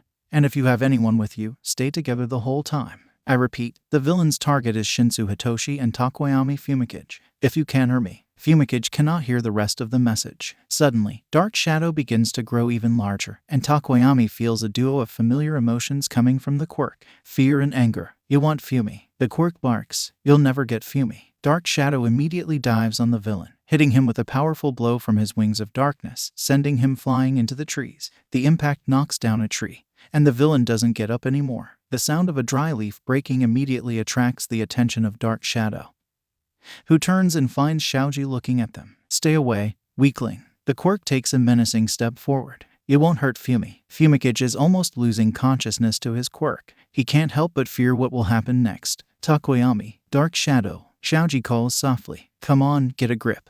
You both have trained so hard for this. You don't need to be afraid of the dark, Takoyami. And you don't have to be afraid for it, Dark Shadow. I'm here, and I promise to protect him. Dark Shadow continues to approach. The quirk raises a wing menacingly and begins to approach the masked boy, but Xiaoji neither moves nor looks away. I trust you, Dark Shadow. I know you don't want to hurt me. Fumikage closes his eyes as the wing descends at full speed, expecting to hear the sound of breaking bones, but all he hears is a thud on the ground. When Fumikage opens his eyes, he sees Dark Shadow with both wings wrapped around Xiaoji, slowly glistening. The quirk's eyes return to their natural yellow tone, and Fumikage feels his control returning. Thank you, Xiaoji, the quirk says, hugging Xiaoji tightly but still being careful of the boy on Xiaoji's back. I knew you two could do it, Xiaoji replies, and despite the mask, Fumikage is sure he's smiling. Let's go back now. Fumikage nods and starts following Xiaoji. It's getting closer, Denki warns as Hitoshi runs. What do we do? This damn thing is completely determined to hunt them down. They've been running for the last 5 minutes, and Hitoshi is not sure how much longer he can keep on. I don't know. What about Hitoshi is interrupted by another message. This is Mandalay again. Mandalay calls. We were able to identify the villain's target. They are after Shinsu Hitoshi and Takoyami Fumikage. If you can hear me, run to safety as fast as you can. And if you have anyone with you, stay together the whole time. I repeat. Hitoshi tunes out the rest. Did you hear that? Hitoshi asks. At Denki's nod, he adds, let me test something. What are you? Hitoshi stops abruptly and places Denki on the ground, turning to the Namu. Hey, braindead, I'm Shinsu Hitoshi, he yells as the Namu attacks him. The creature stops its chainsaw just before it can hit him. Then it transforms the chainsaws back into hands and tries to grab Hitoshi. Ha, it wants me alive, Hitoshi exclaims as he jumps out of the way. Denki, I'll distract it. Try frying the brain. Are you crazy? Denki screams while Hitoshi jumps towards the creature, kicking it with 2% of OFA. Fortunately, it seems like this Namu doesn't have neither shock absorption nor regeneration like the one at the USJ. But it doesn't seem any less strong, as the hole it punched into a tree indicates. Hitoshi jumps back, and the creature keeps following him, completely ignoring Denki, who starts going around it. Dodging 6 super fast arms is no easy task. Still, Hitoshi has a lot of experience in dodging punches from strong people with questionable levels of intelligence. While Hitoshi concentrates on dodging the barrage of punches, Denki carefully sneaks up behind the creature and, once in range, jumps on its back, holding onto its head. The creature doesn't even seem to notice him and just keeps attacking. Denki begins to spark, concentrating all his electricity in the palms of his hands and placing them directly over the creature's exposed brain. 1.3 million volts. Denki starts, and Hitoshi jumps out of the way. Controlled shock. The creature screams like sparks, and smoke flies out of its body. After a few seconds, it falls to the ground and stops moving. The only thing remaining is the horrible smell of burning flesh. Denki lets go of the creature and immediately begins to vomit. Hitoshi almost follows him. After pulling themselves together and making sure that the creature will no longer get up, they start looking for their way back to the camp facilities. Luckily, they didn't stray so far off the path while fleeing. Your dad and your brother will kill me too if they learn I let you pull this stunt, Denki says as they walk. And you won't be the only one dead, so. Hitoshi looks him in the eyes. We never talk about what happened here, deal? Deal, Denki nods. Let's go back. I think the facility is this way. I'm right behind you. Shouter runs along with Todoroki looking for the students. The Pussycats stay behind, guarding the captured villain. It would be nice if they found Xiaoji or Jiru. They are perfect for helping locate the other students. Sensei, Asui meets them halfway. She is trembling, but physically, she seems fine. A villain attacked us. Himi-chan is fighting it. Hiro, let's go. Shouta calls and starts running. Lead the way, Asui. Hiro, Asui starts running ahead. They don't take much more than 2 minutes to find it, but it's already too late. Scattered on the floor are a multitude of blades of all kinds. Knives, daggers, machetes, hatchets, and many others. A little further on, they meet Himiko and the villain. The villain is on the ground, with his arms and legs bound by zip ties and restrained behind his back. He is covered with cuts all over his body. And sitting on him is Himiko rubbing a knife against her face like a cuddly puppy. This knife is so cool, Spin-chan. Can I keep it? She asks excitedly, while the villain doesn't seem to know how to react. Himi-chan. Sue calls out. Himiko turns instantly and cracks a grin, showing her blood-smeared mouth and teeth. I'm fine, see. I defeated the villain. Ignoring the blood completely, Asui gives her a hug while Shouta goes to the villain, confirming that he's indeed well restrained. Then he looks at Himiko, who doesn't seem to have a single scratch. You defeated him alone, Shouta asks, recognizing the villain as the same lizard that gave a pretty rough fight to Mandalay. Great work, Himiko. Spin-chan is quite strong. but he's not as fast as Staney was. Himiko replies, "That's good, because I'm sure he's strong enough to rip me in half if he could catch me." "Then, good thing he didn't." Shouta replies, "Sensei." A bit ahead, both Takoyami and Xiaoji enter the path from the woods. Shouta immediately notices the blood on one of Xiaoji's arms and Takoyami's disheveled appearance. "Are you two okay?" he asks. "We defeated the villain who attacked us." Takoyami replies, "He didn't severely wound any of us. Subaraba passed out because of the gas." Xiaoji explains, "It stopped spreading a few minutes ago, so I think someone must have defeated the villain responsible for it." Looking at the people with him, Shouta makes a decision. "All right, we need to find the others. Xiaoji are well enough to help us." Shouta asks, "I didn't lose too much blood. I can keep on." Xiaoji replies, "Okay, this is what we're doing then." He looks at Himiko. "Himiko, I need you to escort Asui and Subaraba back to the facility." Then he looks at Takoyami. "I don't know why the villains want you, but it'll be safer if you come with me." "Xiaoji, I need you to try locating anyone you can. It doesn't matter if it's villain or student. If you hear anyone, you warn me, okay?" Xiaoji nods. "All right, let's move." "Yes, sir," everyone replies, and they split. Asui carries Subaraba and follows Himiko, who's more than ready to fight if any other villain tries to attack them. Unfortunately, they'll have to leave the villain there, even with the risk of him escaping. They can't bring him with them. Shouta won't leave a student to watch him, and he's the only pro there. There's no other choice. Xiaoji immediately creates 4 ears and 2 eyes in his arms and spreads them around to have the most range possible. Shouta walks in the front of the group. Takoyami and Xiaoji stay in the middle, and Todoroki is behind.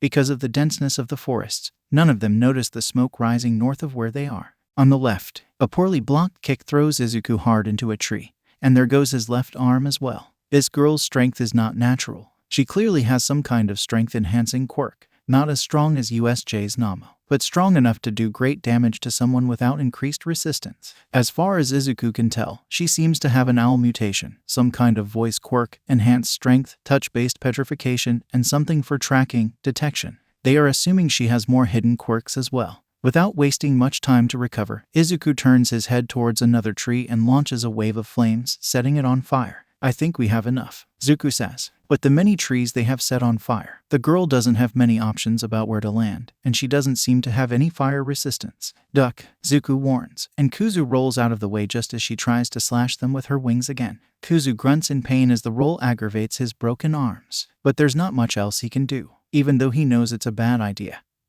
He forces his left arm out and throws his chains. Zuku manages to wrap them around the girl's torso before she can fly away again. Kuzu pulls the chains back just as she begins to flap her wings. The girl is insanely fast in the air, maybe as fast as hawks. The only thing they can do is grit their teeth in pain from the pressure. When Kuzu can get close enough, he hooks her with his legs and holds her wings, causing them both to plummet into freefall. He doesn't let go even when he feels her wings sharpen and cut his hands. Zuku slows down the speed of their fall, and as they hit the ground, they begin to roll. Eventually, she manages to get loose enough to turn around and grab Kuzu's legs with her claws. With the force of her grip, Kuzu feels his bones cracking, but there is no pain. Looking up briefly, he sees his legs turning to stone, the petrification slowly spreading as the girl looks him in the eye. It's almost imperceptible, but Kuzu sees tears falling from her eyes. Pulling in as much air as possible, Kuzu lets out his flames, forcing her to let go and dodge. The petrification of his legs recedes. It looks like she needs to petrify him completely to make it permanent.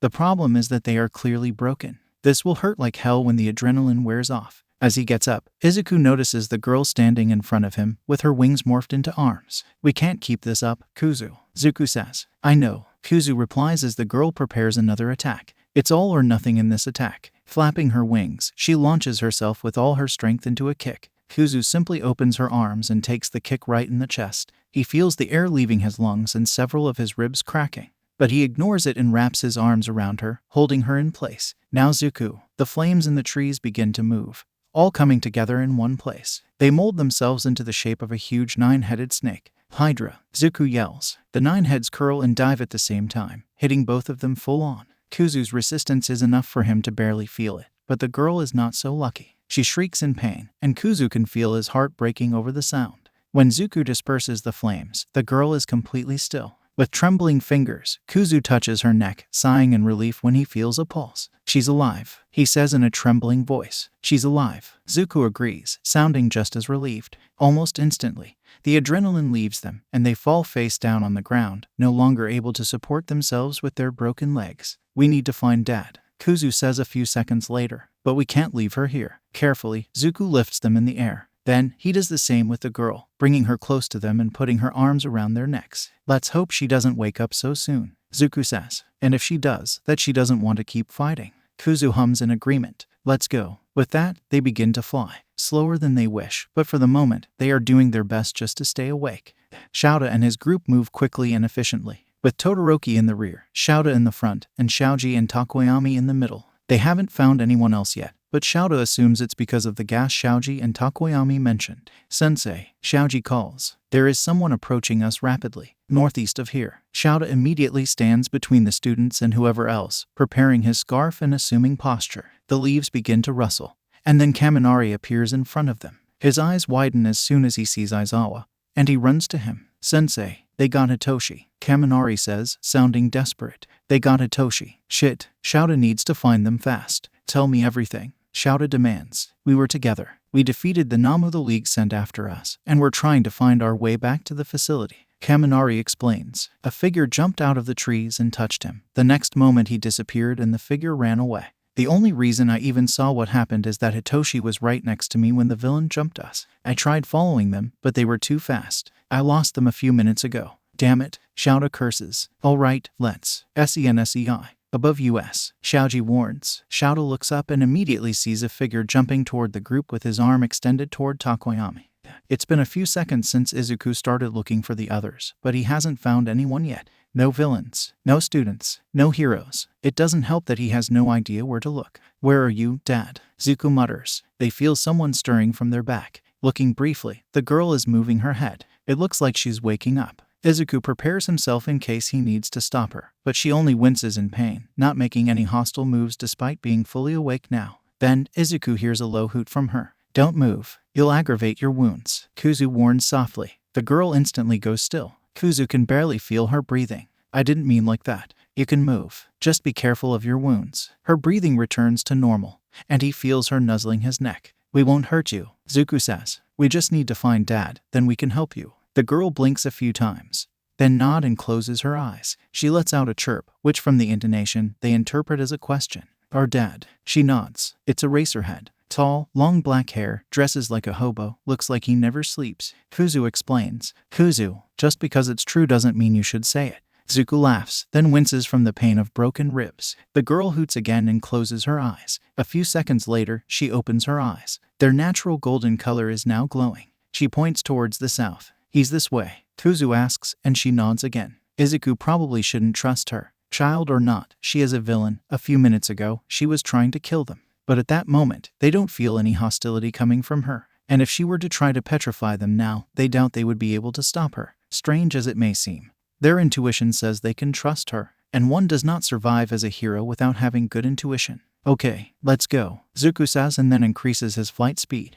Impressive, Eraserhead, says the villain wearing a strange mask and top hat who has his hand directly on Takoyami's beak. I should know that kidnapping one of the kids right under your nose would be impossible. He jumps back, avoiding Shouta's scarf. Well, we still got 2/3 of our objective. I suppose it'll have to be enough, he says from above one of the branches of the tree. In his hand, he holds 2 blue marbles. Did he just say 2/3? If Takoyami and Shinsu were their targets, who is the third? The villain turns his back on them and starts jumping through the branches at high speed. No, you won't, Shouta yells and starts running after him. His students don't need any prompting to start following him. The villain is fast, Shouta admits, but to his misfortune, so is Shouta. He is used to chasing villains across obstacle-strewn rooftops. A forest is not so different. Stay together, Shouta orders his students around, knowing that they will inevitably fall behind. Wearing his scarf, he attaches himself to the branches and uses the momentum to gain speed. The chase lasts a few minutes, but Shouta eventually catches up and body slams him into the ground. Unfortunately, they fall right in front of another villain wearing a gray and black bodysuit that covers him from head to toe. Damn, it's Eraserhead. Who's that? The villain says and attacks Shouta with. Is that measuring tape? 2 against 1 will end up putting Shouta at a disadvantage. But he doesn't have much choice here. The villain holds out his hand, and a goo begins to build up, but Shouta puts out his quirk, not intending to find out what he is doing. Sensei, a wave of ice makes the villain pull back. They caught up to him faster than he expected. Give Shinsu back, Kaminari demands. At that moment, a black mist begins to expand behind the villains, and a pair of familiar yellow eyes emerge from it. Did you get it? Kurogiri asks. I have right here. The villain pats his right pocket and pulls 2 marbles. Shouta immediately throws his scarf, trapping the villain's hands. He pulls, causing him to knock over the marbles, and dark shadow quickly sweeps through them and catches both. But when it reaches Takoyami's hands, the marbles break, and from within them, 2 little boxes open, showing a sign with the word sucker on them. You should know, a magician is a master of deception, the villain says as he enters the portal right after the other villain. He lifts his mask and opens his mouth, showing 2 marbles on his tongue. The portal begins to close, and Kurogiri is about to enter as well when a chain passes over Shouta's shoulder at high speed, wraps itself around his neck brace, and pulls him back. The 2 marbles are pulled from inside the villain's mouth, and a familiar voice is heard behind Shouta. Now, Eraser. Wasting no time, Shouta kicks the villain through the portal and activates Eraser, staring at Kurogiri. The portal immediately closes. He looks back and finds Izuku floating with a girl holding onto his back. The 2 marbles are floating right in front of him. Thank God, Izuku says, smiling. We got there in time. And then he collapses to the ground. The marbles hit the ground and break, and Hitoshi and Ragdoll pop out of them. Both are disoriented, but they seem okay. Izuku, Shouta runs to his son. He gasps when he sees the state he's in. Both his arms and legs are clearly broken, and he's barely conscious. The girl, they say, it's not her fault. She helped us find you. Shouta looks over to the side, where the girl, she is so tiny, there is no way she is older than 10, has got up from the ground and is looking at Shouta with a guarded expression. Nevertheless, the fear in her eyes is evident. Please, Dad, help her. And with that, he closes his eyes. Izuku, come on, Izuku. You have to stay awake. Shouta tries, but he doesn't reply. The girl looks at Izuku with a clearly guilty expression. But now is not the time to think about this. Shouta takes his son in his arms and turns to the students. Todoroki, carry the girl. He looks at her with a soft expression. Be gentle. Okay, sensei. Todoroki approaches the girl slowly and knees down in front of her. Ragdoll, can you move? Shouta asks. I'm fine, they took me by surprise. The hero replies. I need to run with Izuku to the facility. He needs treatment urgently, and I don't know if he can wait for rescue. Shouta explains. Understood. Run with your kitty, I'll take care of the students. Ragdoll says, if you don't mind. A voice calls from behind them. Shouta turns and sees Kurogiri getting up. Right, he forgot he was there. I can help with that. A portal is faster than running, right? All the students look at him as if the mist villain has just sprouted a second head. What? In the aftermath of the summer camp, rescue came even faster than after the USJ. Partly because this time, Nedzu was prepared, and partly because the first to respond to the distress call was Hawks. Of the 40 students present, 15 were caught by the gas quirk of one of the villains and are unconscious. 6 of them were injured, but fortunately, none were life-threatening. 19 were uninjured. Of the 7 pro heroes present, 1 suffered a head injury and is in serious condition, 1 suffered major blood loss but is fine, and 1 had to undergo emergency surgery and is stable. Of the villains, 2 were apprehended and arrested. 2 were apprehended but not arrested. 2 are dead, although it is still under debate whether Nomus can be considered alive. And due to laws regarding quirked animals, no one has been held responsible for Muscular's death. Despite the attack, none of the students were seriously injured. The comatose students are expected to wake up in a week at the most. They managed to prevent the kidnapping of Shinsu, Takoyami, and Ragdoll. All in all, it is hard to consider the camp a success, but the worst-case scenario was certainly avoided. The teachers will take what victories they can get. It doesn't mean anyone is happy with the result. At the moment, no one is less happy than Shouta. Izuku is in the hospital in surgery, and he's stuck at the police station. He's not happy about this at all, but he understands the reason. If things are not cleared up about Kurogiri and the girl, they will both be locked up in Tartarus, and Shouta will die before they let them lock up a child in the prison for the worst villains. And that's why, instead of pacing in front of the operating room while waiting for news about his son's health, Shouta is in a meeting room. Sitting there are Tsukachi, Tsurugami, Nedzu, Vlad King, Shouta, Hawks, and Kurogiri, the latter wearing quirk-canceling handcuffs. Everyone has a view of the room through the glass of a pathway, but the girl has barely moved since she was put there. She just stares at the glass as if she can see through it. When anyone other than Shouta or Hawks tried to approach her, her reaction was a panic attack. What happened with her? Hawks is the first one to ask. I'm afraid she's like me. Kurogiri is the one who replies. When everyone looks at him, he continues explaining. None of us knew of her existence until a few days ago. When Tamura questioned, Sensei said that she was like me, a sentient Namu. Wait, you're a Namu? Hawks inquires. It should have been on the files that Tamura handed Duality at the mall. Kurogiri explains. It was, Nedzu replies. But the contents on the files are a little more problematic than we anticipated. Izuku preferred to wait until after the summer camp to discuss them. He asked me to trust him on that. Shouta shrugged. And so I did. I see. Kurogiri nods. In short, both Shriek and I are nomas created with a certain degree of sentiency. Although we possess personality, we have been programmed to follow orders, primarily sensei's, and secondarily Tamura's. She acts like a traumatized kid. Shouta points. It's very different from you. Indeed it is. But the reason is simple. I was created to be Tamura's caretaker. Sensei completely erased and rewrote my memories and personality for that purpose, Kurogiri says. From what I have seen, Shriek was created to be a tracker and assassin. As long as she obeys his orders, I doubt that Sensei has changed her memories or personality. She's probably much more human than I am. And yet both of you are betraying your master, woof. Surigami points. Why? My side of the story is quite simple. Tamura helped me regain part of my free will. And as I said, I was created to be Tamura's caretaker. Is it so strange that I would betray my master for the person I see as a son? When no one replies, he continues. As for Shriek, it was Tamura's orders. He may have done various cruelties under Sensei's manipulation, but what was done to that girl was too cruel even for villains. None of us has the authority to override Sensei's orders, but Tamura gave her 2 orders. Find duality and obey the person who defeats her. I'm assuming this sensei ordered her to kill whoever she encountered. Hawk says, correct. Kurogiri nods. Tamura knew that if there is one person who could defeat her without killing her, and who would want to save a child, even if she is a villain, it would be duality. And duality must have told her to trust me. Shouta says, this explains why she's not so scared of me, but what about hawks? Oh, that's easy. It's because we are both birds of prey. Owls and eagles don't usually interact because of our time difference. Eagles are diurnal, owls are nocturnal.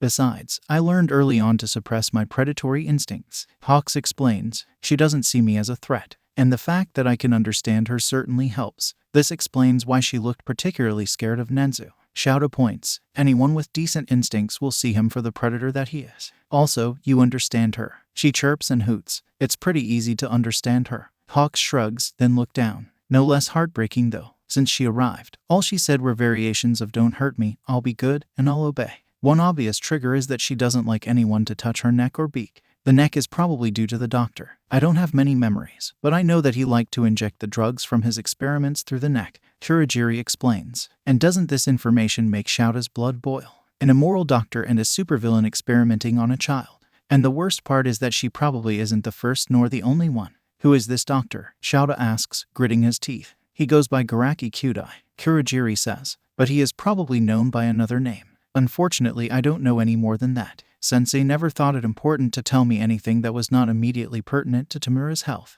Shouta briefly glances at Tsukachi, who nods at him. I can attest that Kurogiri has not told a single lie since we entered this room, Tsukachi says. And Tamura, Surigami asks, can we trust him? Woof. So far, the only information he has failed to give us is about the presence of Shriek in the attack. However, as Kurogiri has already explained, she was added to the attack group at the last moment. Nenzu says cheerfully, all right. Surigami nods. With that settled, I can approve the placement of Kurogiri and Shriek as UA wards, woof. Following a set of rules, none of them are allowed to leave school without being accompanied by at least one pro hero, woof. Kurogiri must wear a tracker 24/7.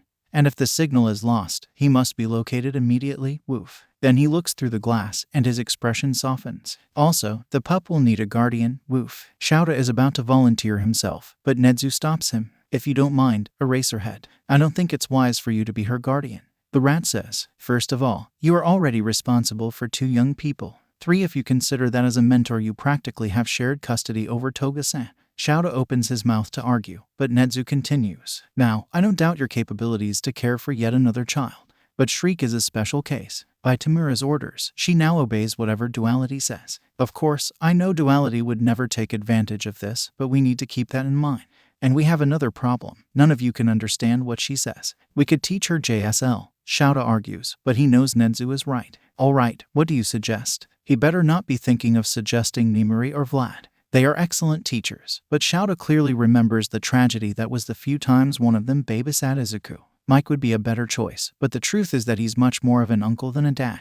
Why, he's right in this room. Nenzu chirps. Really? Who? Hux asks, and then all eyes fall on him. He looks back for a few seconds until it clicks, and the smile slips off his face. Wait, me. Wait, him. Shouta echoes. But of course, we established a few minutes ago that she doesn't see you as a threat, and you are the only one who can communicate with her at the moment. Nenzu replies. Both are fundamental to the child's development, At this point, you are the only one besides Shouta who can get close to her without triggering a panic attack. I can see your point, sir, Hawks says, but I never took care of a kid before. He waves his hands. I never even babysat. None of my friends have kids, and I'm not even part of UAS staff. She'll have to live on campus. That won't be a problem. Nedzu replies. Our physics teacher is retiring this month due to a recent injury. The position is open. Shouta narrows his eyes. What is the rat up to? He doesn't offer positions within UA without extensive background checks. He's too paranoid for that. And yet, here he is, offering Hawks a job on what seems like a simple whim. My patrols don't allow it, sir, Hawks says in a low voice. Don't worry about the commission. I'll deal with them, Nedzu replies, jumping down from the chair. He walks to Hawks and offers his paw. What do you say? Hawks looks at the paw in front of him for a few seconds. Then he shakes it. All right, but I want to talk with her first. Hawks relents. She needs to be okay with it. I'm glad we came to an agreement. Nedzu chirps. Shouta just stares for a few seconds, wondering if this is the right thing to do. Hawks says he has no experience in taking care of a child.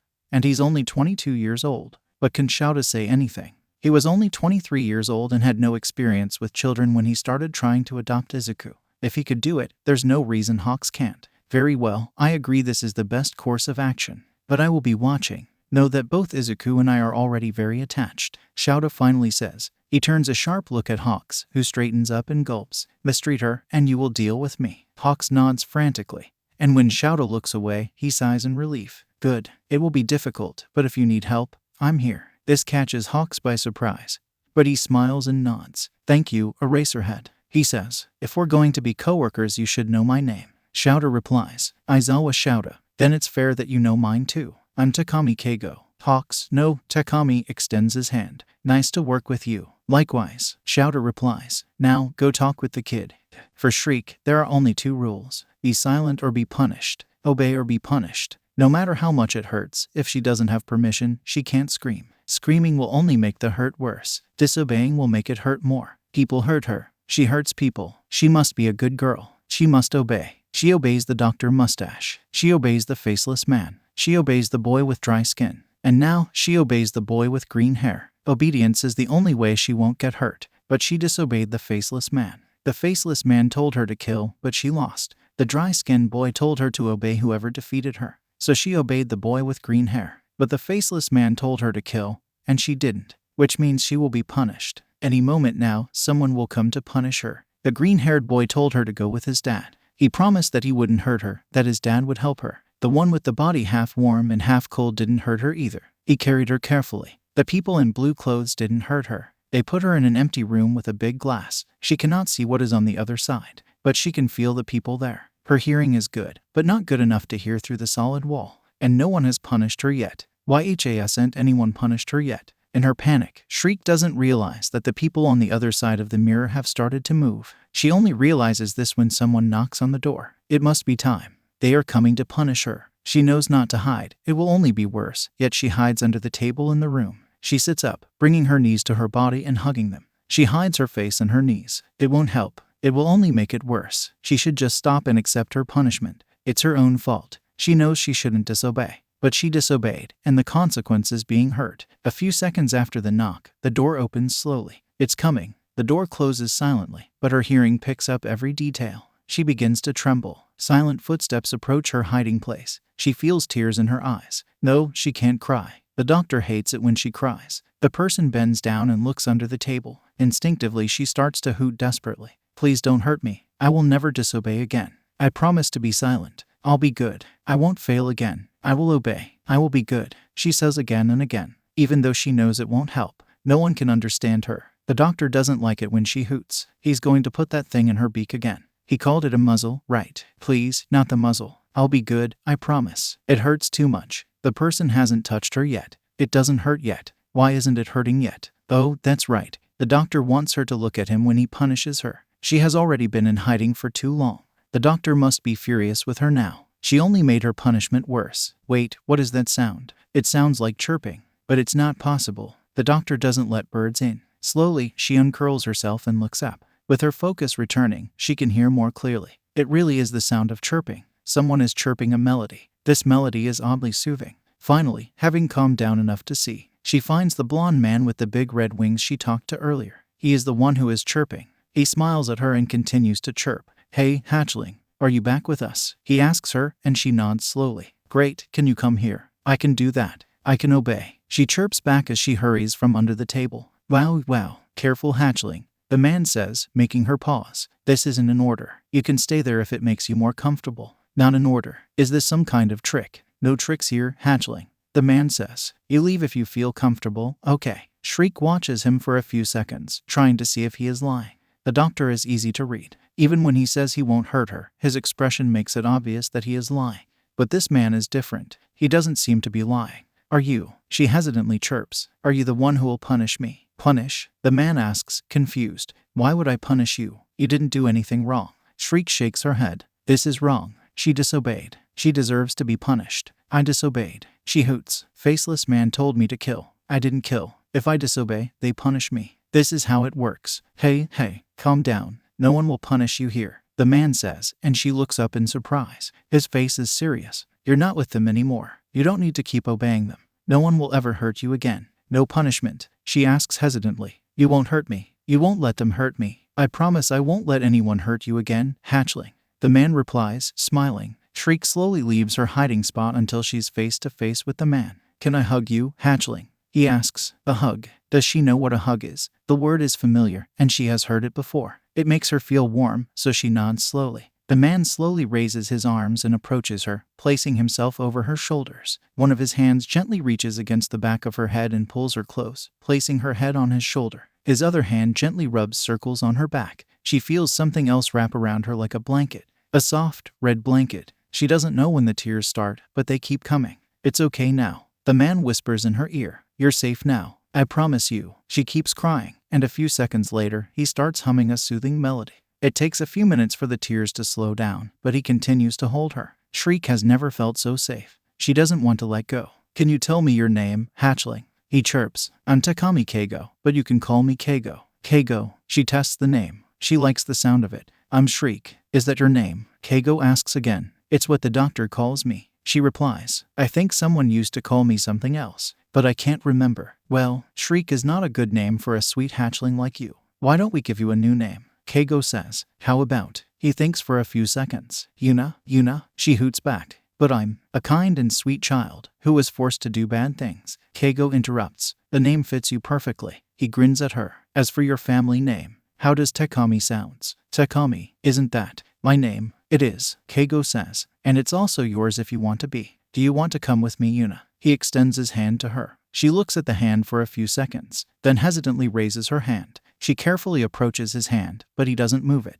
Not closer, not farther. After a few seconds, she puts her hand into his. Are you sure? She asks. Do you want me? Of course I want you, hatchling. Keigo replies. But the question is, what do you want? You are allowed to want things too. No one ever said this to her. Shriek is just a puppet. She never wanted anything. Shriek only follows orders. She was never allowed to want anything. Shriek only obeys. She doesn't want this anymore. She doesn't want to be Shriek anymore. She looks up at Takami with tears in her eyes and nods. I want to go. She hoots. Please, take me with you. Keigo smiles and kneels in front of her, hugging her again and wrapping her with his red wings. Shriek Yuna feels completely safe. Gladly, Keigo chirps. Welcome to the family. Takami Yuna. It has a nice sound to it. As soon as Izuku was moved to a room, Hitoshi was the first to be there with him. Shouto would be there too, but he had to go to the police station first, and his murderous expression upon receiving the news was enough to show what he thought of the situation.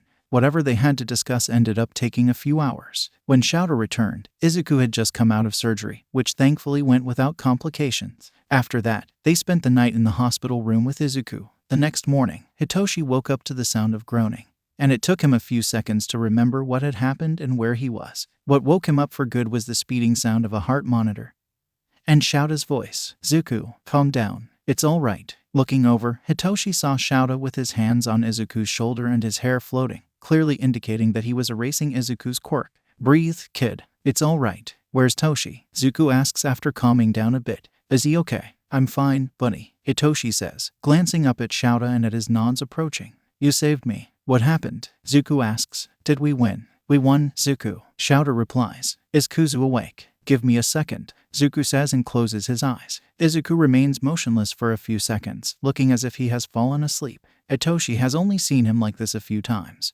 But it seems that this is a perfectly normal occurrence for Shouta. When Izuku opens his eyes again, his right eye is blue and his left is yellow. "Hi, Dad," Kuzu says as he looks around, taking on the hospital room. "You know, 3 times in 3 months. I'm not liking our current track record. Once is an accident, twice is a coincidence, 3 times is a pattern." Zuko replies, "I don't think I like it. Maybe it's time to invest in health insurance." Kuzu jokes, "What about the camp?" "That's right," Zuko says. "Is everyone okay? Pixie Bob, Takoyami, is Kauta okay? I tried to go after him, but I was stopped on the way." "Everyone is fine," Shouta assures. "All the students are fine. In terms of injuries, the worst was Yaoyorozu, who had a concussion. The others had only minor injuries. Some are still passed out from the gas quirk, but they are expected to wake up soon." He sighs. "Pixie Bob had a head injury, but she has woken up and is fine. Ragdoll suffered severe blood loss, but she is also fine. The only ones with serious injuries were you and..." "Who?" Zuko asks. "Dad, me and who?" "Pablo." "What? Pablo?" Zuko's eyes widen.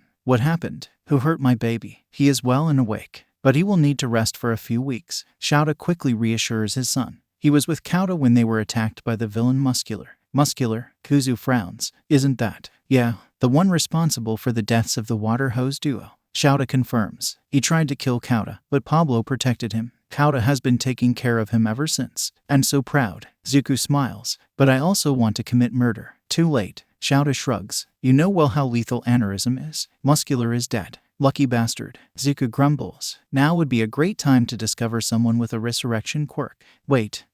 Itoshi interrupts. "I thought only Kuzu could feel anger." Zuko turns to Hitoshi with a perfectly neutral expression. "What are you talking about, Toshi?" "I'm not angry," he says. "This is a reaction based completely on logic. He hurt my baby. He forfeited his right to live." "Boy, Denki was really right." Zuko tilts his head in confusion, and Hitoshi points at him. "You, Bunny, are the scary brother." "Scary? I'm not scary." Zuko looks at Shouta. "Right, Dad?" "Dad? Why are you looking away, Dad?" "I'm not scary, am I, Kuzu?" "You are scary, like a red panda trying to be intimidating."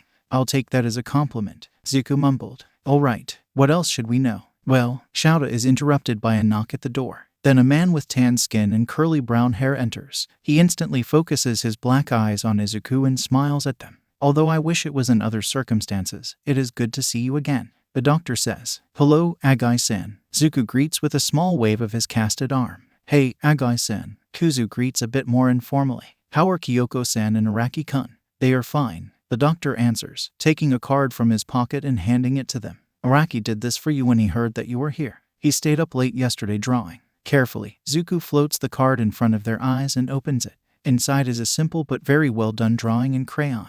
A tall boy with green hair and clothes half red and half black holding the hand of a child. Falling on the ground is someone covered in orange skin with an exaggerated mane around his neck. Above him is written "Bad Guy." Above the child's head is written "Me." And above Izuku is written "My Hero." On the back, it has a short written message. "Ifrit and Poltergeist are the best heroes. Get better soon. Araki, remind me to give him a hug the next time I see him." Zuko says as happy tears run down his blue eye. "Get in line," Kuzu replies, a big grin on his face. "Thank you, Agai-san." "You're welcome." Agai-san smiles, then places a professional expression on his face. "Unfortunately, we have to discuss matters a little less pleasant now. Your injuries." He glances at Shouta. "I gave your father an abridged version, but he preferred to wait until you woke up to hear the details." "Well, no time like the present," Zuko says. "Shoot." The doctor starts reading the clipboard, starting with the least bad. "Your legs were pretty messed up, but fortunately, we were able to set the bones back in place, and they are healing nicely." He gazes at Izuku with a stern look. "No hero work until Recovery Girl clears you." "Well, I felt worse," Kuzu says, looking down at his legs. "How long until I can take off these casts?" "After one healing session, you will probably be able to take them off," Agai replies. "But I recommend using crutches and avoiding putting weight on your legs for at least a week. If I have to hypnotize the two of you to stay in bed, I will." Hitoshi warns. "Don't test me. I have permission." "You have?" Kuzu raises an eyebrow. "From who?" "Recovery Girl." "Natsu." "Dad." Hitoshi counts on his fingers. "Even All Might." Okay, we get it. We'll rest," Zuko says, then glares at Shouta. "You are a hypocrite, Dad. Tell me something I don't know." Shouta replies while hiding a grin on his scarf. Moving on, Agai interrupts. "You somehow managed to break 18 ribs. Frankly, that's surprising even by Hero Ward standards." He sounds quite exasperated. "Luckily, only one of them punctured a lung, and it only happened a few minutes before you were brought to the hospital." "Geez, that kid kicks harder than I thought." Kuzu jokes, rubbing his chest gently. It's still a little sore. And last but not least, your arms. I'm not going to sugarcoat it, boys. You fucked up your arms, Agai bluntly states. Both were broken in at least 3 different places and twisted at angles that should have been impossible. Surprisingly, no bones tore through the skin, but your nerves were not as lucky. Despite the surgery and the various quirks used to repair the damage, the least you can expect as a sequel is chronic pain. They stare solemnly at their still plastered arms, and then their gazes shift to the burn scars on their right hand. They stare for a few seconds until their expression morphs into a smile. It was worth it, they say together, then look at Shouta, smirking. Now we match, old man, Kuzu says. My knee only hurts in cold weather, brat. Shouta replies. So you admit you're old? Zuko retorts. I'm only 31. Yet your soul is older than time itself. Kuzu says. If you can get up from that chair without your back making it sound like popping bubble wrap, I take it back. Shouta glares at Izuku but makes no move to get up, which only makes Izuku laugh even harder. Well, this is all. Other injuries you received were some bruises that have already healed. Agai cuts them again. To ensure that your arms heal properly, I will ask you to leave the cast on for at least a week, even taking into account Recovery Girl's quirk. Other than that, I just need to do a quick checkup, and if everything is okay, you can be discharged today. Now, you should rest a bit more. I'll be back in about 1 hour. Everyone nods and Agai leaves. It wasn't that bad, Kuzu says. It wasn't. Itoshi raises an eyebrow. You have permanent damage on your arms at age 15. Kuzu just waves his right hand in front of him. I have had permanent damage on my right hand since age 10. He says and smirks. 'Tis but a scratch. You're impossible, Itoshi replies, holding back his laughter. After a few seconds of laughter, Izuku's expression sobers, and they look again at Shouta. What about the girl? Kuzu asks. Kurogiri told us everything he knew. It's not good, Shouta replies. Do you really want to hear now? Izuku nods. Should I leave? Itoshi asks. You can stay if you want. We'll have to tell the rest of the class anyway. Zuko replies. Of course, they will have to sign NDAs. For everyone's safety. Well, starting from the end, Kurogiri and Shriek are now wards of UA. Shouta says. Then he looks at Itoshi. A few weeks ago, Shigaraki Tamura contacted us asking for help. Basically, he is passing us information about the real culprits of the League of Villains in exchange for his and Kurogiri's safety. And is he trustworthy? Itoshi asks. I may not have seen him in person at USJ, but from what I've heard, he's completely unhinged. We have reason enough to believe that Shigaraki was influenced by a quirk during the USJ. We talked to him, and he's a perfectly rational person when he is not blind with rage. Kuzu replies. And all the information he has given us so far has been perfectly accurate. He earned our trust. Well, I trust you, Itoshi replies. If you trust him, I'll do the same. Thank you, Toshi. Zuko smiles. Anyway, Shigaraki warned us about the planned attack during the summer camp and asked for our help. The plan was that we would capture Kurogiri. Then the League loses its warp quirk, and Tamura's sensei, who is beginning to suspect him, cannot use Kurogiri against Shigaraki. Kuzu continues. Which brings us to now. The girl, Shriek, is her name. She had no name, and the police could not find any trace of her in the database. It's as if she didn't exist. Shouta presses his hands against his eyes and grits his teeth in anger. She's a Namu. A Namu. Zuko's eyes widen. They turned a kid into a Namu. Kuzu growls. Tell us everything, Zuko demands. Shouta spares no detail, explaining everything that was discussed at the meeting with the police. So, Hawks will adopt her? Kuzu asks. Do you trust him? I had my reservations, but after seeing them interacting, I think they will be fine. I wasn't much older than him when I started trying to adopt you. Shouta says. Takami Yuna, huh? Zuko says. I like this name. Kuzu smiles. What happens now? Itoshi asks. For now, Nedzu is rushing to finish the dormitories. If all goes well, the students will move in at the beginning of next term. Shouta replies. Remind me to suggest a pay raise for Ken-san at the next staff meeting.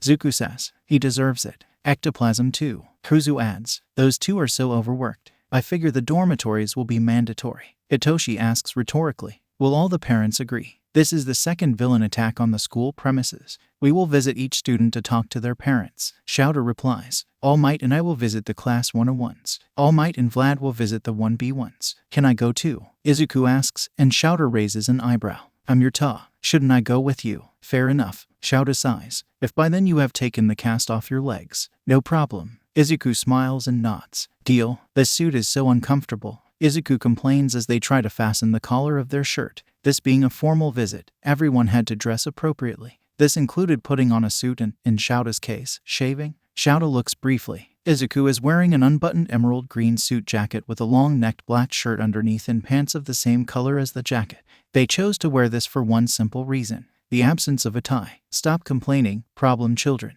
At least you got to avoid the tie, Shouta replies.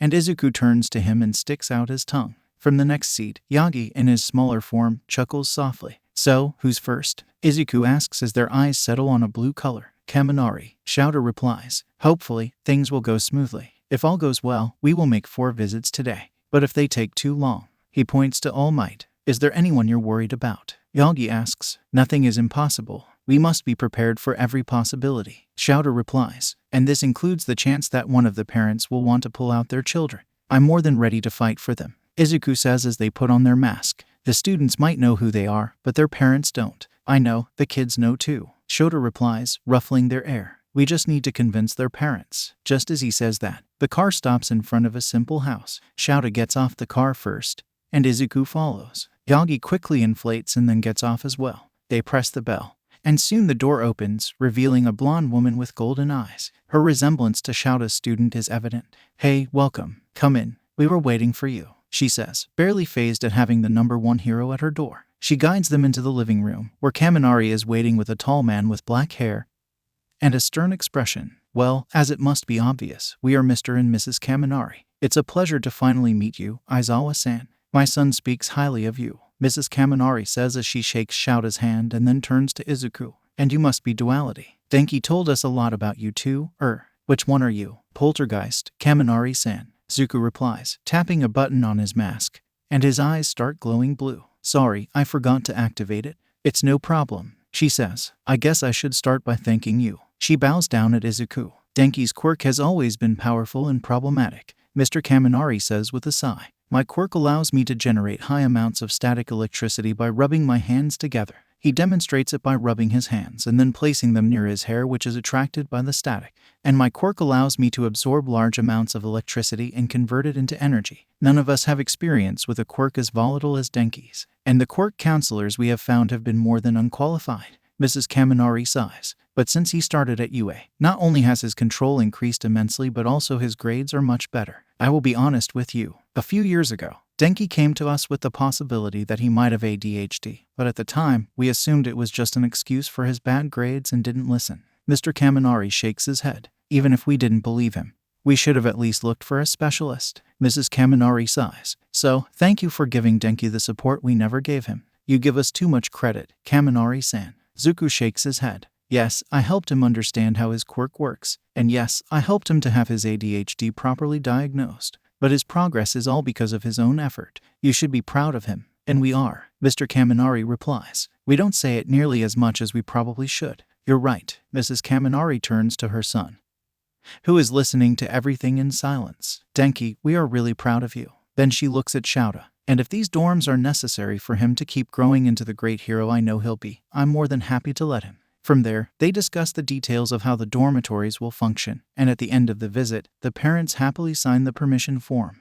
The second visit was at the foster home where Takoyami lives. After finding out about the situation with Hitoshi, Izuku made a point of investigating this foster home extensively as well. Fortunately, he found that Takoyami lives in one of the good ones. There are not many people living there, and Takoyami is the oldest child living with them. But the foster mother, a middle-aged woman named Shimizu Miki, takes very good care of them despite doing everything practically by herself. Being the eldest, Takoyami is seen by many of the children as an older brother. This leads them to the current predicament. While Shouta and Yagi are talking to Shimizu-sen about the papers, Zuku is with Takoyami trying to get a pile of children between the ages of 7 and 11 off him. The scene is as moving as it is comical. An 8-year-old boy is hugging his right leg, and a 9-year-old girl is on the other leg. An 11-year-old boy is trying to pull him by the arm, and a 6-year-old girl is on his lap, hugging him while crying on his shoulder. In front of him, a 9-year-old boy is glaring at Izuku with his fists raised. You won't take Fumi-chan from us. Michai, stop trying to fight my sensei, Takoyami calls as he rocks the little girl.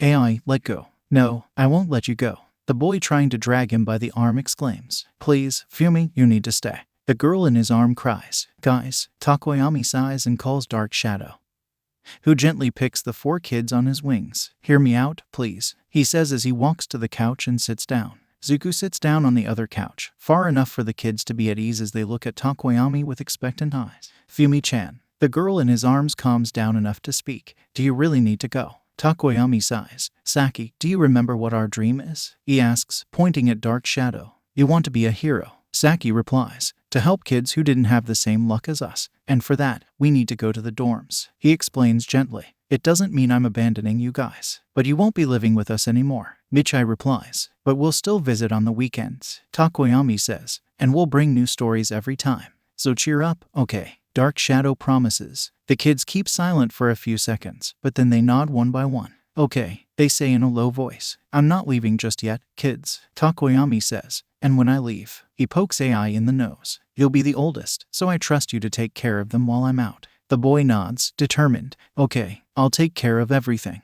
He says, good. Now that we all agree. Takoyami looks at Zuko. Anyone wants to hear some stories? All the kids shoot their hands up and start shouting, me, me, me. For the next few minutes, Izuku tells stories about some of the villains he has captured during his career, and the children listen attentively. At the end of the visit, he signs 5 autographs and, before leaving, Takoyami thanks him for indulging the children.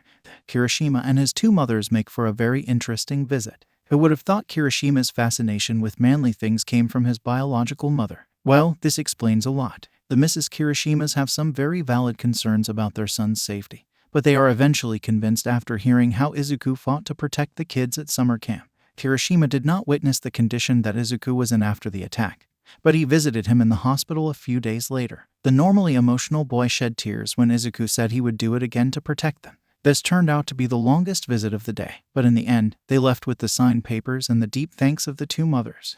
All Might ran out of time after visiting the Kirishimas, but Izuku and Shouta decided to make the last visit without him. After all, the last of the day is the Bakugas, and Izuku has a feeling this visit is going to be a long one. Izuku feels a wave of nostalgia as they pull to stop in front of the Bakugas house. Apparently, they never changed their address. Izuku doesn't have many memories of them, but this place looks exactly as they remember it, only a bit smaller. Ready? Shouta asks. Let's go. Izuku replies, and Shouta rings the bell. The door soon opens, revealing a blonde woman with red eyes. The resemblance between her and Katsuki is evident.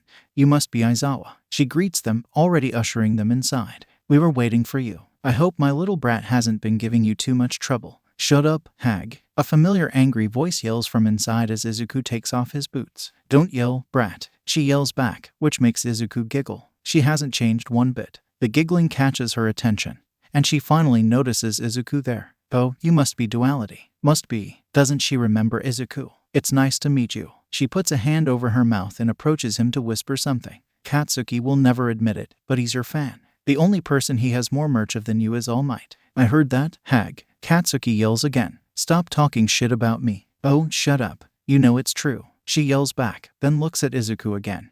This time taking in his green curls and blinking a few times. Have we met before? She asks. Your hair looks awfully familiar. Don't you remember me, Auntie? Zuko asks, taking off his mask and showing his face. Instantly, Mitsuki pales and covers her mouth, looking like she has seen a ghost. Impossible, she mutters. I was in his burial. She hesitantly looks at them. Is this really you, Izu? It's me, Auntie. Zuko confirms. We are alive. Before they can react, they are caught in a bone-breaking embrace. How can someone so thin have so much strength? I thought you were dead. What happened to you? What about that bastard? Why didn't you ever call? She rapidly fires as Izuku pats her on the back. Wait, you didn't know I'm alive? Zuko asks. I've been UAS teaching assistant since the start of the year. Didn't Katsuki tell you? I guess this explains why you never called. Kuzu muses. We just assumed you were busy. Busy? She laughs as she pulls away from the hug and dries her tears. No matter how busy I could be, I would have made time. Then she gets up and marches into the living room. Damn brat, if you knew, why didn't you say anything?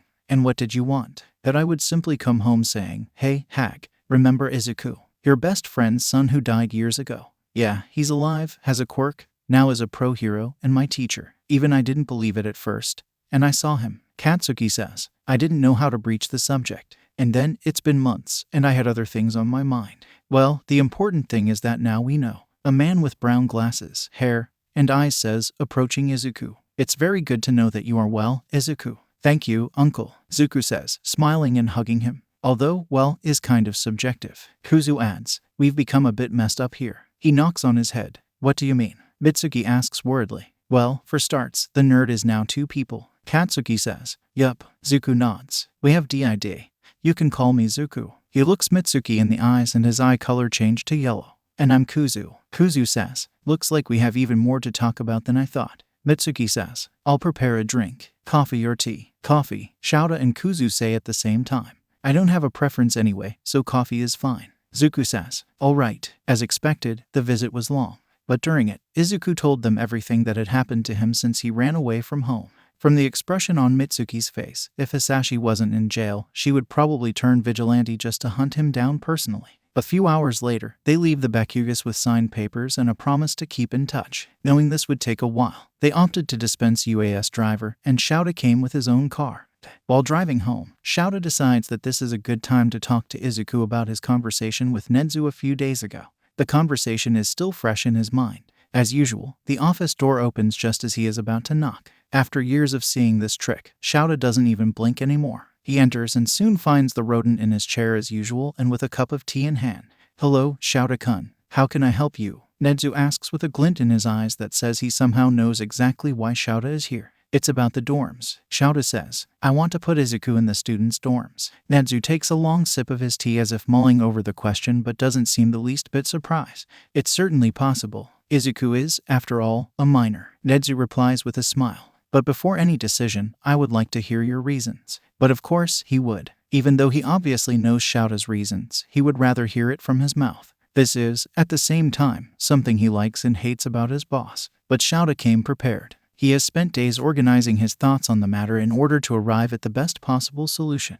And after explaining his reasons to Nezu, the rodent nods in approval. I see. Well, that same thought crossed my mind. The rat says, I am perfectly fine with the idea, and I am sure that neither the teachers nor the students will have any complaints. If Izuku accepts, I will be more than happy to allow these adjustments. Between having to rush to organize the visits and the several visits to the hospital to monitor Izuku's health, they haven't had time to talk about it yet. Hey, Izuku, Shouta calls, and a pair of mismatched eyes fall on him with all their attention. I need to discuss something with you about the dorms. Izuku nods, and Shouta keeps talking. Remember that your opinion is important, and you have the right to refuse if you wish. But would you be open to staying in the students' dorms? Izuku turns his head slowly and looks thoughtfully out the window for a few seconds. Why? Zuko asks in genuine curiosity. With you there, the chances of the children setting fire to the dorms are much smaller. And if it is to have a hero with them there, they will be more comfortable with someone their own age. Shouta explains, and Kuzu looks at him, raising an eyebrow. Okay, this is what you'll tell the students, he says. And the real reason. Damn, the brat knows him too well. I'm worried about you, Izuku, Shouta explains, and Izuku tilts their head in confusion. Shouta sighs. At the age of 10, you had survived on your own for 4 years, 3 of them as a vigilante. By this time, you were already more responsible than half the adults I know. After I adopted you, all your education was done at UA. Because of the stipulations of Project Vigilante, you had almost no contact with people who were not heroes. As he stops the car at a red light, he looks Izuku in the eyes. Izuku, I did my best for you. But the truth is that you never had the chance to be a kid. What happened was because of our own decisions, Dad. Kuzu replies. We were the ones who decided to play vigilante, a decision that should never have needed to be taken. Shouta shakes his head and starts driving again as the green light flashes. But that is not the point. I want you to be in the students' dorms, not as a teacher responsible for them, but as a teenager living together with their peers. Izuku mulls the idea over for a few seconds. They turn to the window, and Shouta sees their eyes close through the reflection. As Izuku seems to have a long conversation with himself, the rest of the trip is spent in silence. Not a word is said by either of them until Shouta pulls into his apartment parking lot. As Shouta is about to open the door to get out of the car, he feels a tug on his sleeve and turns around, seeing a pair of mismatched eyes looking at him. Okay, Zuko says. We'll stay in the students' dorms. Under 2 conditions. Kuzu adds. 1. Pablo is coming with us. No problem. Nezu already said he'll permit animals, and Pablo would kill someone before letting himself be separated from you. Shouta says. The other 1. Toshi being our neighbor. Zuko says. These conditions are not at all surprising. With Pablo with them and Hitoshi as a neighbor, the only real difference to where they are at the moment is that Shouta will be living in another building, even if it is less than a kilometer away from them. Deal, Shouta replies. And if for some reason this doesn't work, I will have a room for you ready. Thank you, Dad, Izuku says. Over the next week, Izuku, Shouta, and Yagi continue to visit each of their students. Fortunately, none of the parents have anything against their children moving into the dormitories. The dormitories are all ready,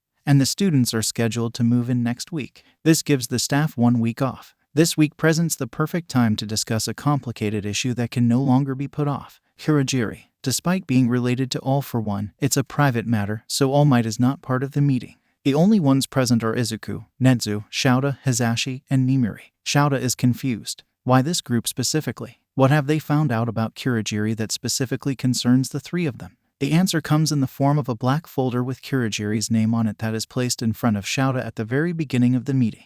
Well, Dad, I believe that reading these files you will understand why we didn't want to tell you before the camp. Zuko says. Shouta opens the folder and finds a stack of files full of medical jargon that he doesn't understand but that detail the process of creating Kurogiri. On a specific page, he finds the list of quirks used to create Warpgate. One, in particular, makes his eyes widen. Quirk, Cloud. That's impossible. Oboro can't have been. But still, his body was never found. Suddenly, he remembers what Kurogiri said at the police station. I was created to be Tamura's caretaker. Sensei completely erased and rewrote my memories and personality for that purpose. Shouta looks at Kurogiri, then back at the file a few times. Shoo, Hizashi calls, sounding worried. What does it say? Look for yourself. Shouta replies, passing him the flies. Hizashi starts reading, and soon he pales with an expression of terror. He passes the file to Nimiri, who has the same expression. Is that really true? Nimiri asks Kurogiri. Tamura and I stole these files directly from the doctor. He never shared them with anyone.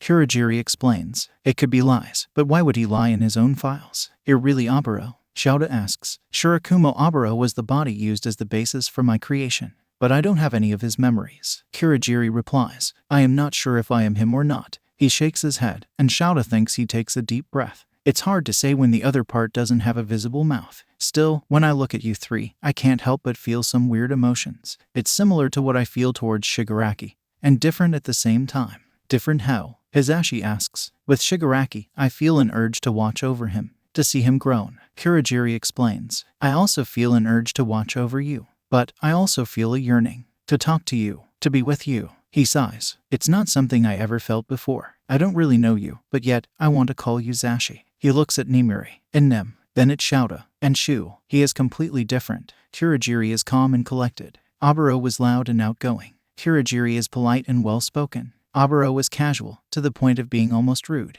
They are not the same person, but still, Shouta can see a bit of his friend in him. Oboro's personality shines through in how caring Kurogiri is. Just as Oboro was with his group, Kurogiri proved to be a complete mother hen. They are similar, but still, no, you're not Oboro, Shouta says, rising from his chair while trying to look calm. However, his voice cracks, and he gets up too quickly. Shoo, Zashi tries, but Shouta is already going for the door as he feels something burning in his eyes. It's different from when he uses his quirk, though. I can't deny that you have some of Oboro in you, Shouta says as he stops in front of the door. But you're not him. You're Kurogiri. You're yourself. To pretend otherwise would just hurt yourself. He opens the door and starts leaving. And us. He closes it and calmly walks from the meeting room. Shouta pays no attention to where he's going. His legs carry him on their own while he simply tries to hold back the strange discomfort he feels in his eyes. The next thing he knows, he is opening the door to the school rooftop. He lets out a dry chuckle as he realizes where he is. It seems that his mind has decided that today is a good day to take a trip down memory lane. Sighing, he takes a few steps. Come on, Shu. You can't keep skipping meals like this. The familiar voice has him turning his head to the part of the roof he used to eat his lunch with his friends. He sees a teenager with long hair and a tired appearance. One wearing ridiculous sunglasses and blonde hair with much more gel than necessary. And one with a bandage on his nose and light blue wavy hair that seems to float in the air. The blonde and the blue-haired one both have a lunchbox, while the tired-looking one is empty-handed. I'm not hungry. The tired-looking one grumbles, despite his clearly growling stomach. It's not like he could do anything. Getting his foster parents to let him attend UA was a struggle. It would be impossible to expect them to let him take food or to give him money to buy something. The blue-haired boy pushes his lunchbox at the tired boy, who looks at him with a raised eyebrow. Come on, we can share, the blue-haired boy says with a smile. Mom made too much anyway. The tired boy grumbles and looks away, trying to hide his dusting cheeks. Fine, but just so you stop pestering me. The tired boy replies. Whatever you say, Shu-chan.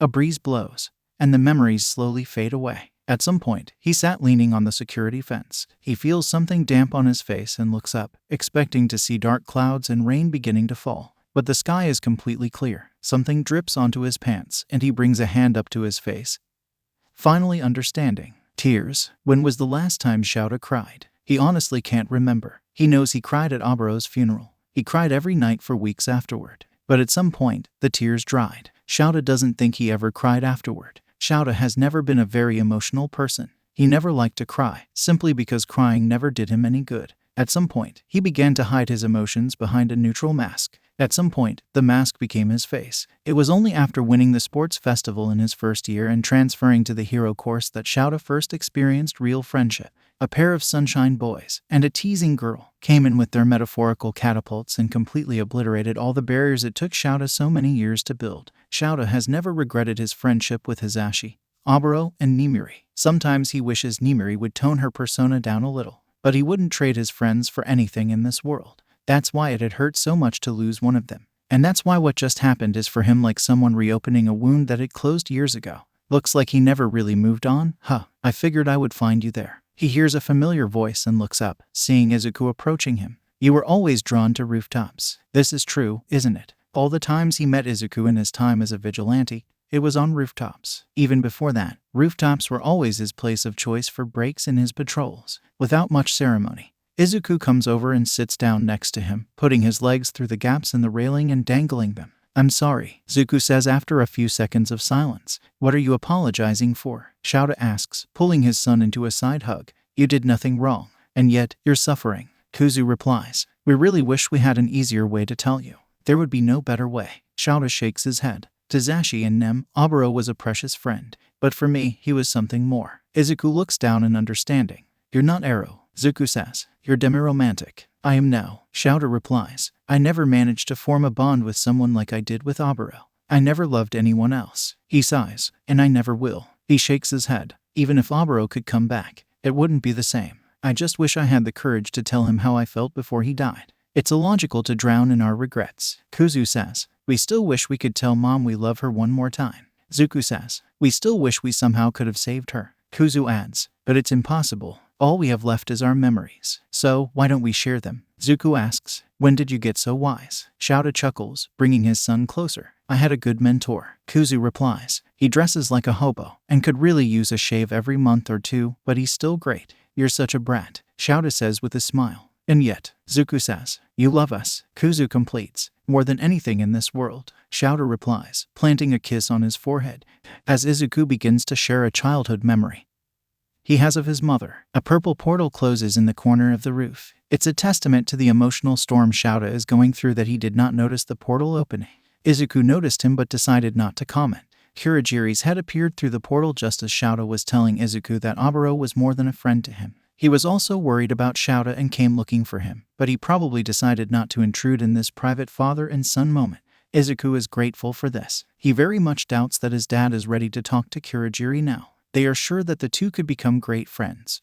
But at the moment, Kurogiri is nothing more than a painful reminder of a past that his dad has not yet gotten over. Still, Izuku is not worried. Shouta is strong, the strongest Izuku has ever known. Shouta shares the story about the time Oboro came to class soaking wet from the rain and took off all his clothes in the middle of the classroom to dry, using only a cloud to cover his private parts. Izuku can only laugh. Yeah, his dad will be just fine. The good thing about living with your homeroom teacher is that you are always the first to arrive. The bad thing about living with your homeroom teacher is that you are always the first to arrive. Case in point, the students are scheduled to start arriving at 10 a.m. Yet Hitoshi has been in the dorms since 7 a.m. His things were already delivered to his room. He just had to organize them, which took barely 2 hours. The rest of the time, he's just waiting. And he doesn't even have Izuku to keep him company. Yesterday, Izuku left with some paint cans in the morning and didn't return until late at night. Today, as soon as they arrived, Izuku locked themselves in their room and hasn't come out since. Shouta isn't much help, either. The man just sat down with a newspaper in his hands and hasn't moved since. Hitoshi didn't even know they still made a printed newspaper. Eventually, they hear the sound of an engine indicating that the bus sent to pick up the students has arrived.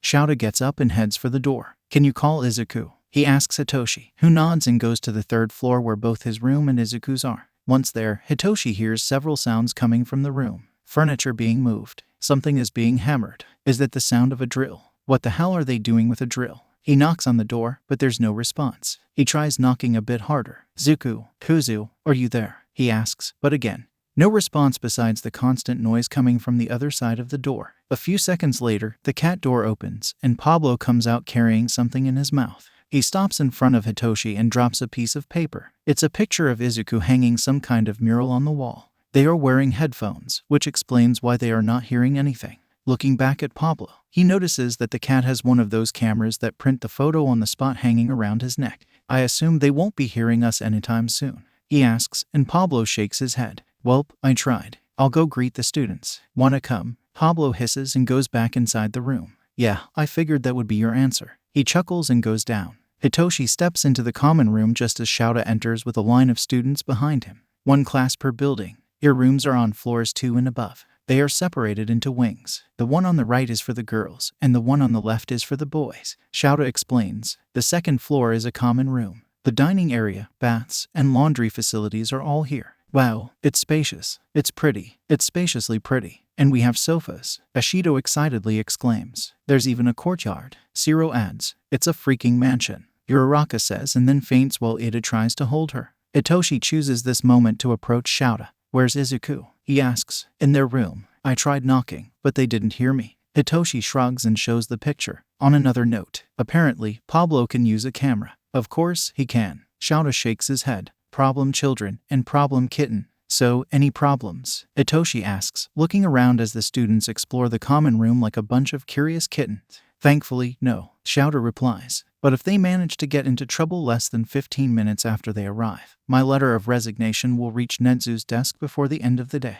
Careful, there are some here who'd take that as a challenge. Hitoshi chuckles. Shouta lets out a long and tired sigh. What a week. Sensei, it's Monday. Iamomo replies. What a week, indeed. Shouta says and continues walking. Now, follow me. He shows a board in the common room. As I said, the rooms are on the second floor and above. The location of the rooms is on this board. The luggage you sent ahead is already in your respective rooms. Each room has an AC unit, a bathroom, a refrigerator, and a closet. A pretty luxurious space if you ask me. It's really a freaking mansion. Uraraka says and faints again. You can use today to unpack and arrange your rooms. Tomorrow I'll explain how things will operate from now on. Shouta says, then starts walking away. That's all. You're dismissed. Immediately, everyone starts crowding the board. Hitoshi was smart enough to take a picture earlier, so he just opens it on his phone despite already having set up his room. Wait. He looks up and sees Denki looking around. Why is Sensei's name in one of the rooms? Oops. Looks like Shouta forgot to explain this part. It's Izuku. He'll stay here instead of the teacher's dorms.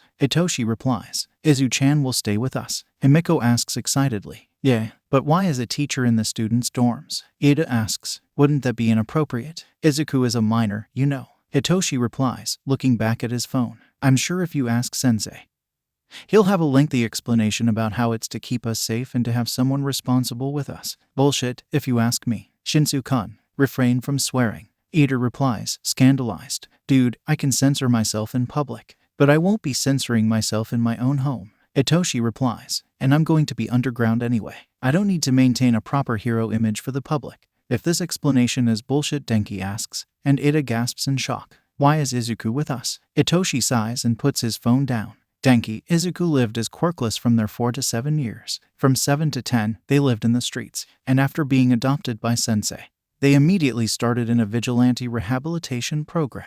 Hitoshi explains. He earned his provisional license at age 12 and his official license at 13. He looks back at his phone. Last week, the billboards were updated, and Izuku is ranked number 27. He would be much higher if half of the work they do were not underground and therefore kept secret. Yeah, Beaker, we know all that. Bakugo replies. What's your point? My point is, do you think it's possible for Izuku to have gotten where he is today and have had time to live his own life? Hitoshi replies. We are the first people his age he has had any kind of relationship with since he was 5 years old. Izuku has lived his whole life basically in isolation, and that's not healthy. Shouta is a great dad, and I'm sure he knows that. So, Izuku is not here as our teacher. Kirishima starts. He's here as one of us. Hitoshi replies. Please, treat him as such. Izuku might be a pro hero, but he's still a kid. More important, there are so many things we have to teach him. Ashido says excitedly. Where is he? Arranging his room. Hitoshi replies. And I recommend you guys do the same. This kicks everyone in motion,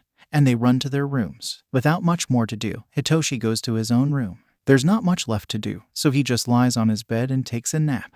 In a blink of an eye, it was nighttime. But Hitoshi guesses this is what happens when you basically nap the entire afternoon. Feeling his stomach growling, Hitoshi goes downstairs to the common room and finds most of his classmates gathered and socializing. Gross. He tries to sneak into the kitchen, but it seems that he is not stealthy enough. "Hey, Toshi," Izuku calls him, and everyone looks. "Hey, Fox," Hitoshi replies, seeing the yellow eyes. "Where's Bunny?" "Sleeping. He pulled an all-nighter yesterday." Again, Kuzu replies. "Won't the noise wake him up?" Kirishima asks. "Nah, don't worry." Kuzu waves him off. "When one of us sleeps, we are so deep into our mind that we can't hear anything. Of course, I can wake him up if needed." "Wow, sounds convenient," Shiro comments. "It gives us much more independence." Kuzu shrugs. "Anyway, Bakugo is preparing dinner today. I'd help, but apparently I'm a fucking hazard in the kitchen, so he banished me." "Well, Bakubro's food is delicious," Kirishima replies. "Yeah, but I hope you like spicy food," Kuzu says. "Extra spicy. It can't be that bad, right?" Shiro asks. "Let's just say you'd better hope there's plenty of milk stored."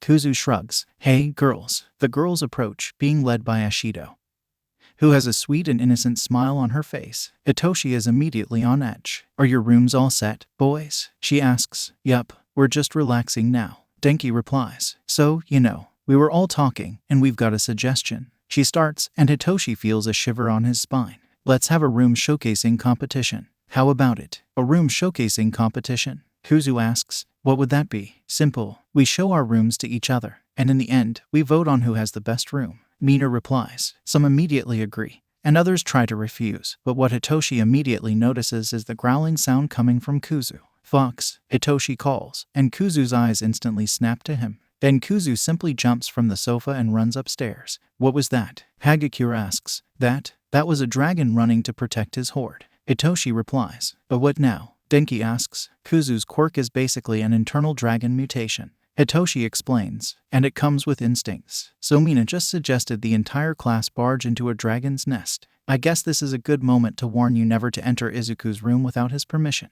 Not only are they territorial, but Pablo will kill you." "Who's Pablo?" Kirishima asks. "You'll meet him." Hitoshi waves him off. "Okay, but can you convince him to participate?" Ashido asks. "Come on, it'll be fun." Hitoshi sighs, looking away from her puppy dog eyes. "I can try, but I make no promises." He starts going upstairs. "But let's leave this for after dinner. And you have to promise you won't touch anything without his permission." "Okay, we promise," Ashido replies. Hitoshi moves up to the second floor and, as expected, he finds Izuku's door firmly shut and a red sign hanging from it. Approaching, he knocks carefully on the door. "Go away," Kuzu says from inside, and Hitoshi can hear a growling sound. "Kuzu, it's Hitoshi," Hitoshi says, and the growling stops. "Can I enter?" He hears the sound of something heavy being dragged. Did Kuzu barricade himself inside his room? And then the door being unlocked. It opens just enough for Hitoshi to see a single yellow eye. "Are you alone?" Kuzu asks. "Yes, everyone is still downstairs," Hitoshi replies softly. The door closes again,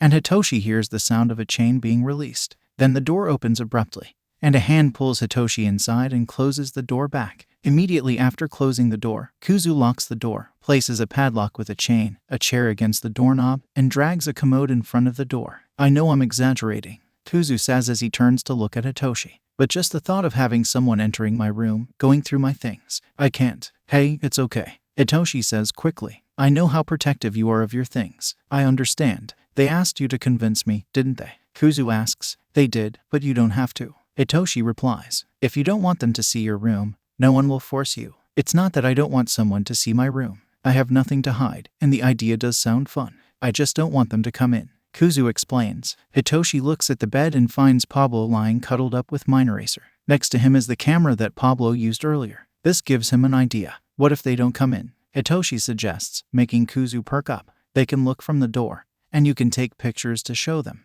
"That's," Kuzu thinks for a while. "Actually, a great idea, Toshi." He takes the camera and aims at the wall behind him. On the wall is a large wall full of pictures. Most of them are of Izuku with Shouta, but there are also some with Present Mike, Midnight, Nenzu, and the rest of the staff. Some are pictures of the class during training that Hitoshi had no idea when they were taken, although he remembers the moments. While Kuzu takes the pictures, Hitoshi takes the opportunity to look at the room for the first time. It is quite different from his room at home. For one thing, one of the walls was painted red and the others black, something they could not do in the apartment since it was a rental. Looking at the walls, his attention is immediately caught by a poster. Eraserhead perched on top of a building about to jump, his goggles covering his eyes, hair, and scarf floating. Above his head was written Eraserhead in big red letters. Obviously, it's not official since underground heroes don't have official merch. Still, where did you get that? Hitoshi asks, pointing to the poster. And how do I get one? Kuzu turns around and sees the poster. Oh, it was hard. Zuko followed him in patrol with his cameras once and got this shot. He explains, "Then Auntie Nimari made this for us.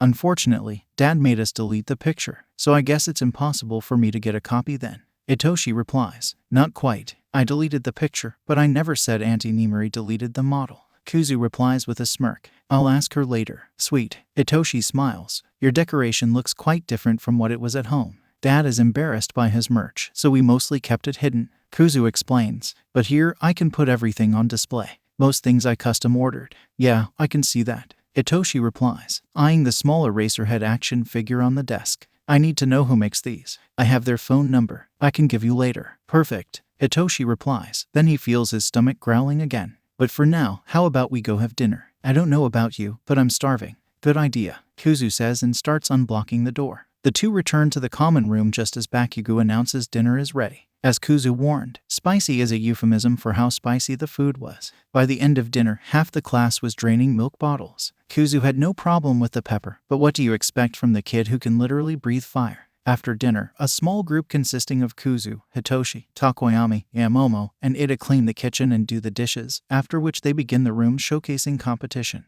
Everyone participates except Bakugo because this is stupid, and I have better things to do. I'm going to sleep. Which is funny since it's not even 9 p.m. yet. Itoshi explains what Kuzu agreed, and thankfully, no one tries to push Kuzu into letting them in his room. Everyone piles at Kuzu's door, and he shows the pictures of the room. "Wow, that's so." Ashido starts as she looks at the pictures. "An Eraserhead paradise." Uraraka completes. "Doesn't it feel strange to have your dad staring at you all the time?" Denki asks, eyeing the small Eraserhead action figures warily. "I actually find it quite reassuring." Kuzu replies with a shrug. "I didn't know Sensei had merch." Kirishima comments, "He doesn't. Everything you see is custom made." Kuzu replies, "Anyway, next room. I guess it's my turn then." Itoshi says. And everyone goes to his room. Itoshi's room can be summed up as a cat paradise. Opening the door, everyone is immediately confronted with his purple curtains with paw patterns. His bed is laid out with cat pillows and blankets, and he has several plush cats all over it. On the nightstand is a lampshade in the shape of a cat with a long tail and a lamp at the end. His cat ear headphones are on his desk. His walls have several posters hanging with cats and related messages. The most outstanding one is in the center of the wall, and a few others. In the middle of them is a single poster of the Wild Pussycats, which in itself draws a lot of attention. In a corner, there's a large cat tree set up. Hanging on the wall above his bed are some bookshelves with cat-shaped bookends separating various books. Itoshi doesn't have many books, but his collection has gradually grown since Shouta took him in. On the bookshelf are his school books, but also several series of books that he has always liked but could not buy before for fear that his former foster parents and siblings would ruin them. The funniest part is watching the confusion of his classmates, trying to find any logic in the room besides cats. Spoiler, there's none. Nothing matches. Hagakure comments, "Did you just saw anything with cats and clicked add to cart?" Ashido asks, "Actually, that's exactly what he did." Kuzu laughs, "I like cats." Itoshi shrugs. The next room is Takoyami's, who is quickly pushed out of the front door by Ashido and Hagakure, and everyone sees his dark room. Itoshi has to admit, it's a pretty cool room. He even has a sword. Next comes Todoroki's room, who has somehow managed to transform his room into a traditional Japanese room with even a tatami. When asked how he did it, he simply said, "I worked hard." Himiko cheerfully shows off her room. And if you thought Hitoshi's was a mess, hers looks like something out of a thriller movie. The walls are their original color, but with several red patches splattered on them. She insists that it is paint and not real blood. And Hitoshi believes her only because he's sure that she would not use blood to paint the walls instead of drinking it. Hanging on the walls is a frankly impressive collection of all kinds of blades, from knives to daggers to even axes and machetes. In contrast, her bed is full of stuffed animals, cats, dogs, bears, rabbits, birds, a lizard, a platypus, and a plush stain with 5 knives sticking out of it. Adorable. Ada's room is the perfect poster image example of a model student's room. Ajiro's room looks like something out of a basic design magazine. Denki's is even more random than Hitoshi's. At least Hitoshi had cats as a theme. Denki seems to have just taken anything he saw and used it for decoration. Fuda's room is one of 3 rooms, along with Izuku's and Hitoshi's, with an animal door because of his pet rabbit.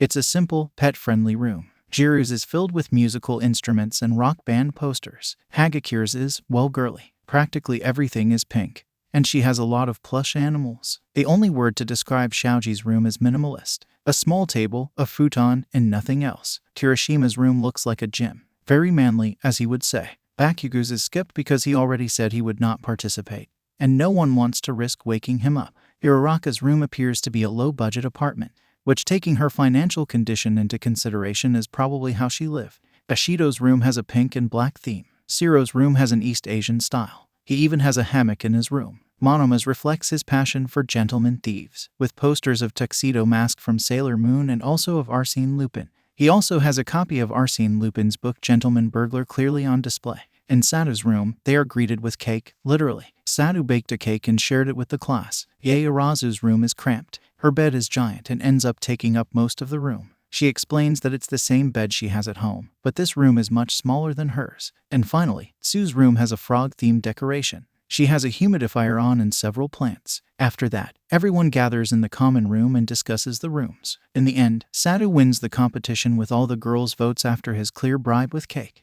The boys are not at all happy about this result, but what can you do? With the competition over, everyone decides to retire to their rooms and go to sleep. Hitoshi goes to his room and lies down but immediately ends up in a dilemma. He has napped all afternoon, and now besides his usual insomnia, he isn't tired at all. Well, this will be a long night. He sighs and pulls out his phone. The following day comes too soon. All the sleep in the world would not be enough to prepare Shouta for what comes next. He arrives at the dorms at 6 a.m., and to no surprise, almost no one is up. He finds Ida already in uniform, which is also not surprising. Yaoyorozu is also in the common room, but she is not yet in her uniform. Sitting on the couch is Todoroki, looking like he is still trying to wake up. A quick look around the common room reveals that, fortunately, nothing is broken. And if someone had died yesterday, Ida would probably have called him, right? What are you doing here? Shouta hears a familiar angry voice coming from the kitchen and decides to check. He finds Bakugo glaring at Zuko, who is gathering things to make breakfast. From the ingredients, he must be going to make pancakes. Relax, Kaken. Kuzu won't cook, just me, Zuko says, unbothered by the glare. You? Bakugo asks back. You can cook.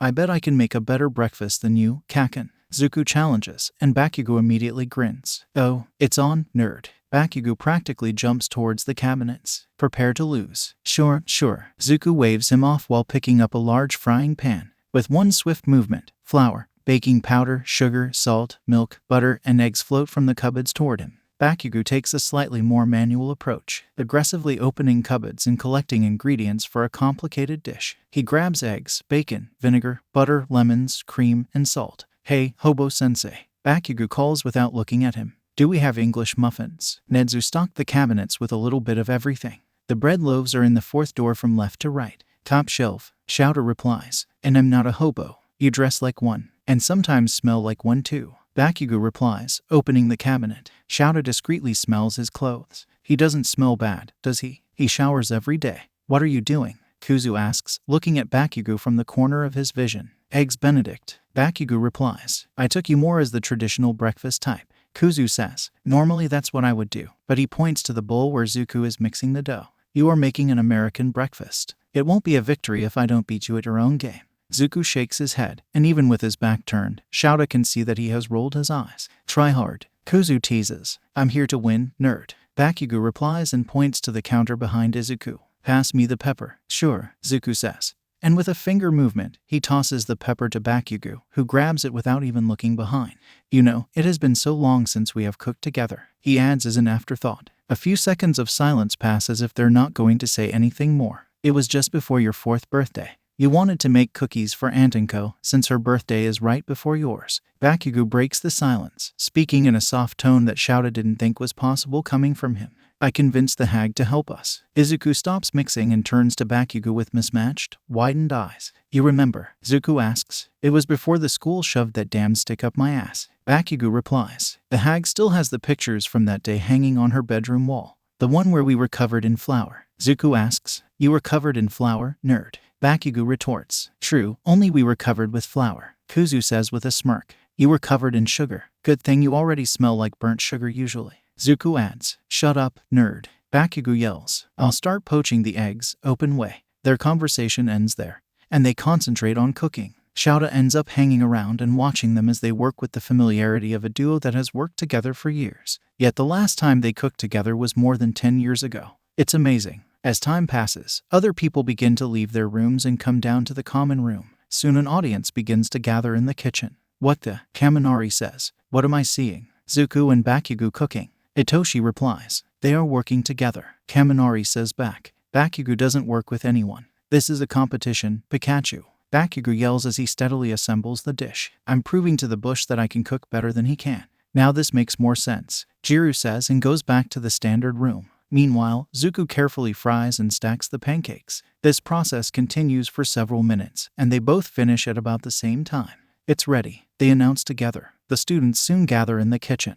Nerd said that he believes he cooks better than me, so you will decide. Bakugo explains. So, eat up. Each student takes a plate of eggs Benedict and one of pancakes. Just as they are about to start eating, a purple portal opens in the middle of the common room. Immediately, everyone abandons their food and takes up a fighting stance. Out of the portal comes Kirigiri with a lunchbox in hand.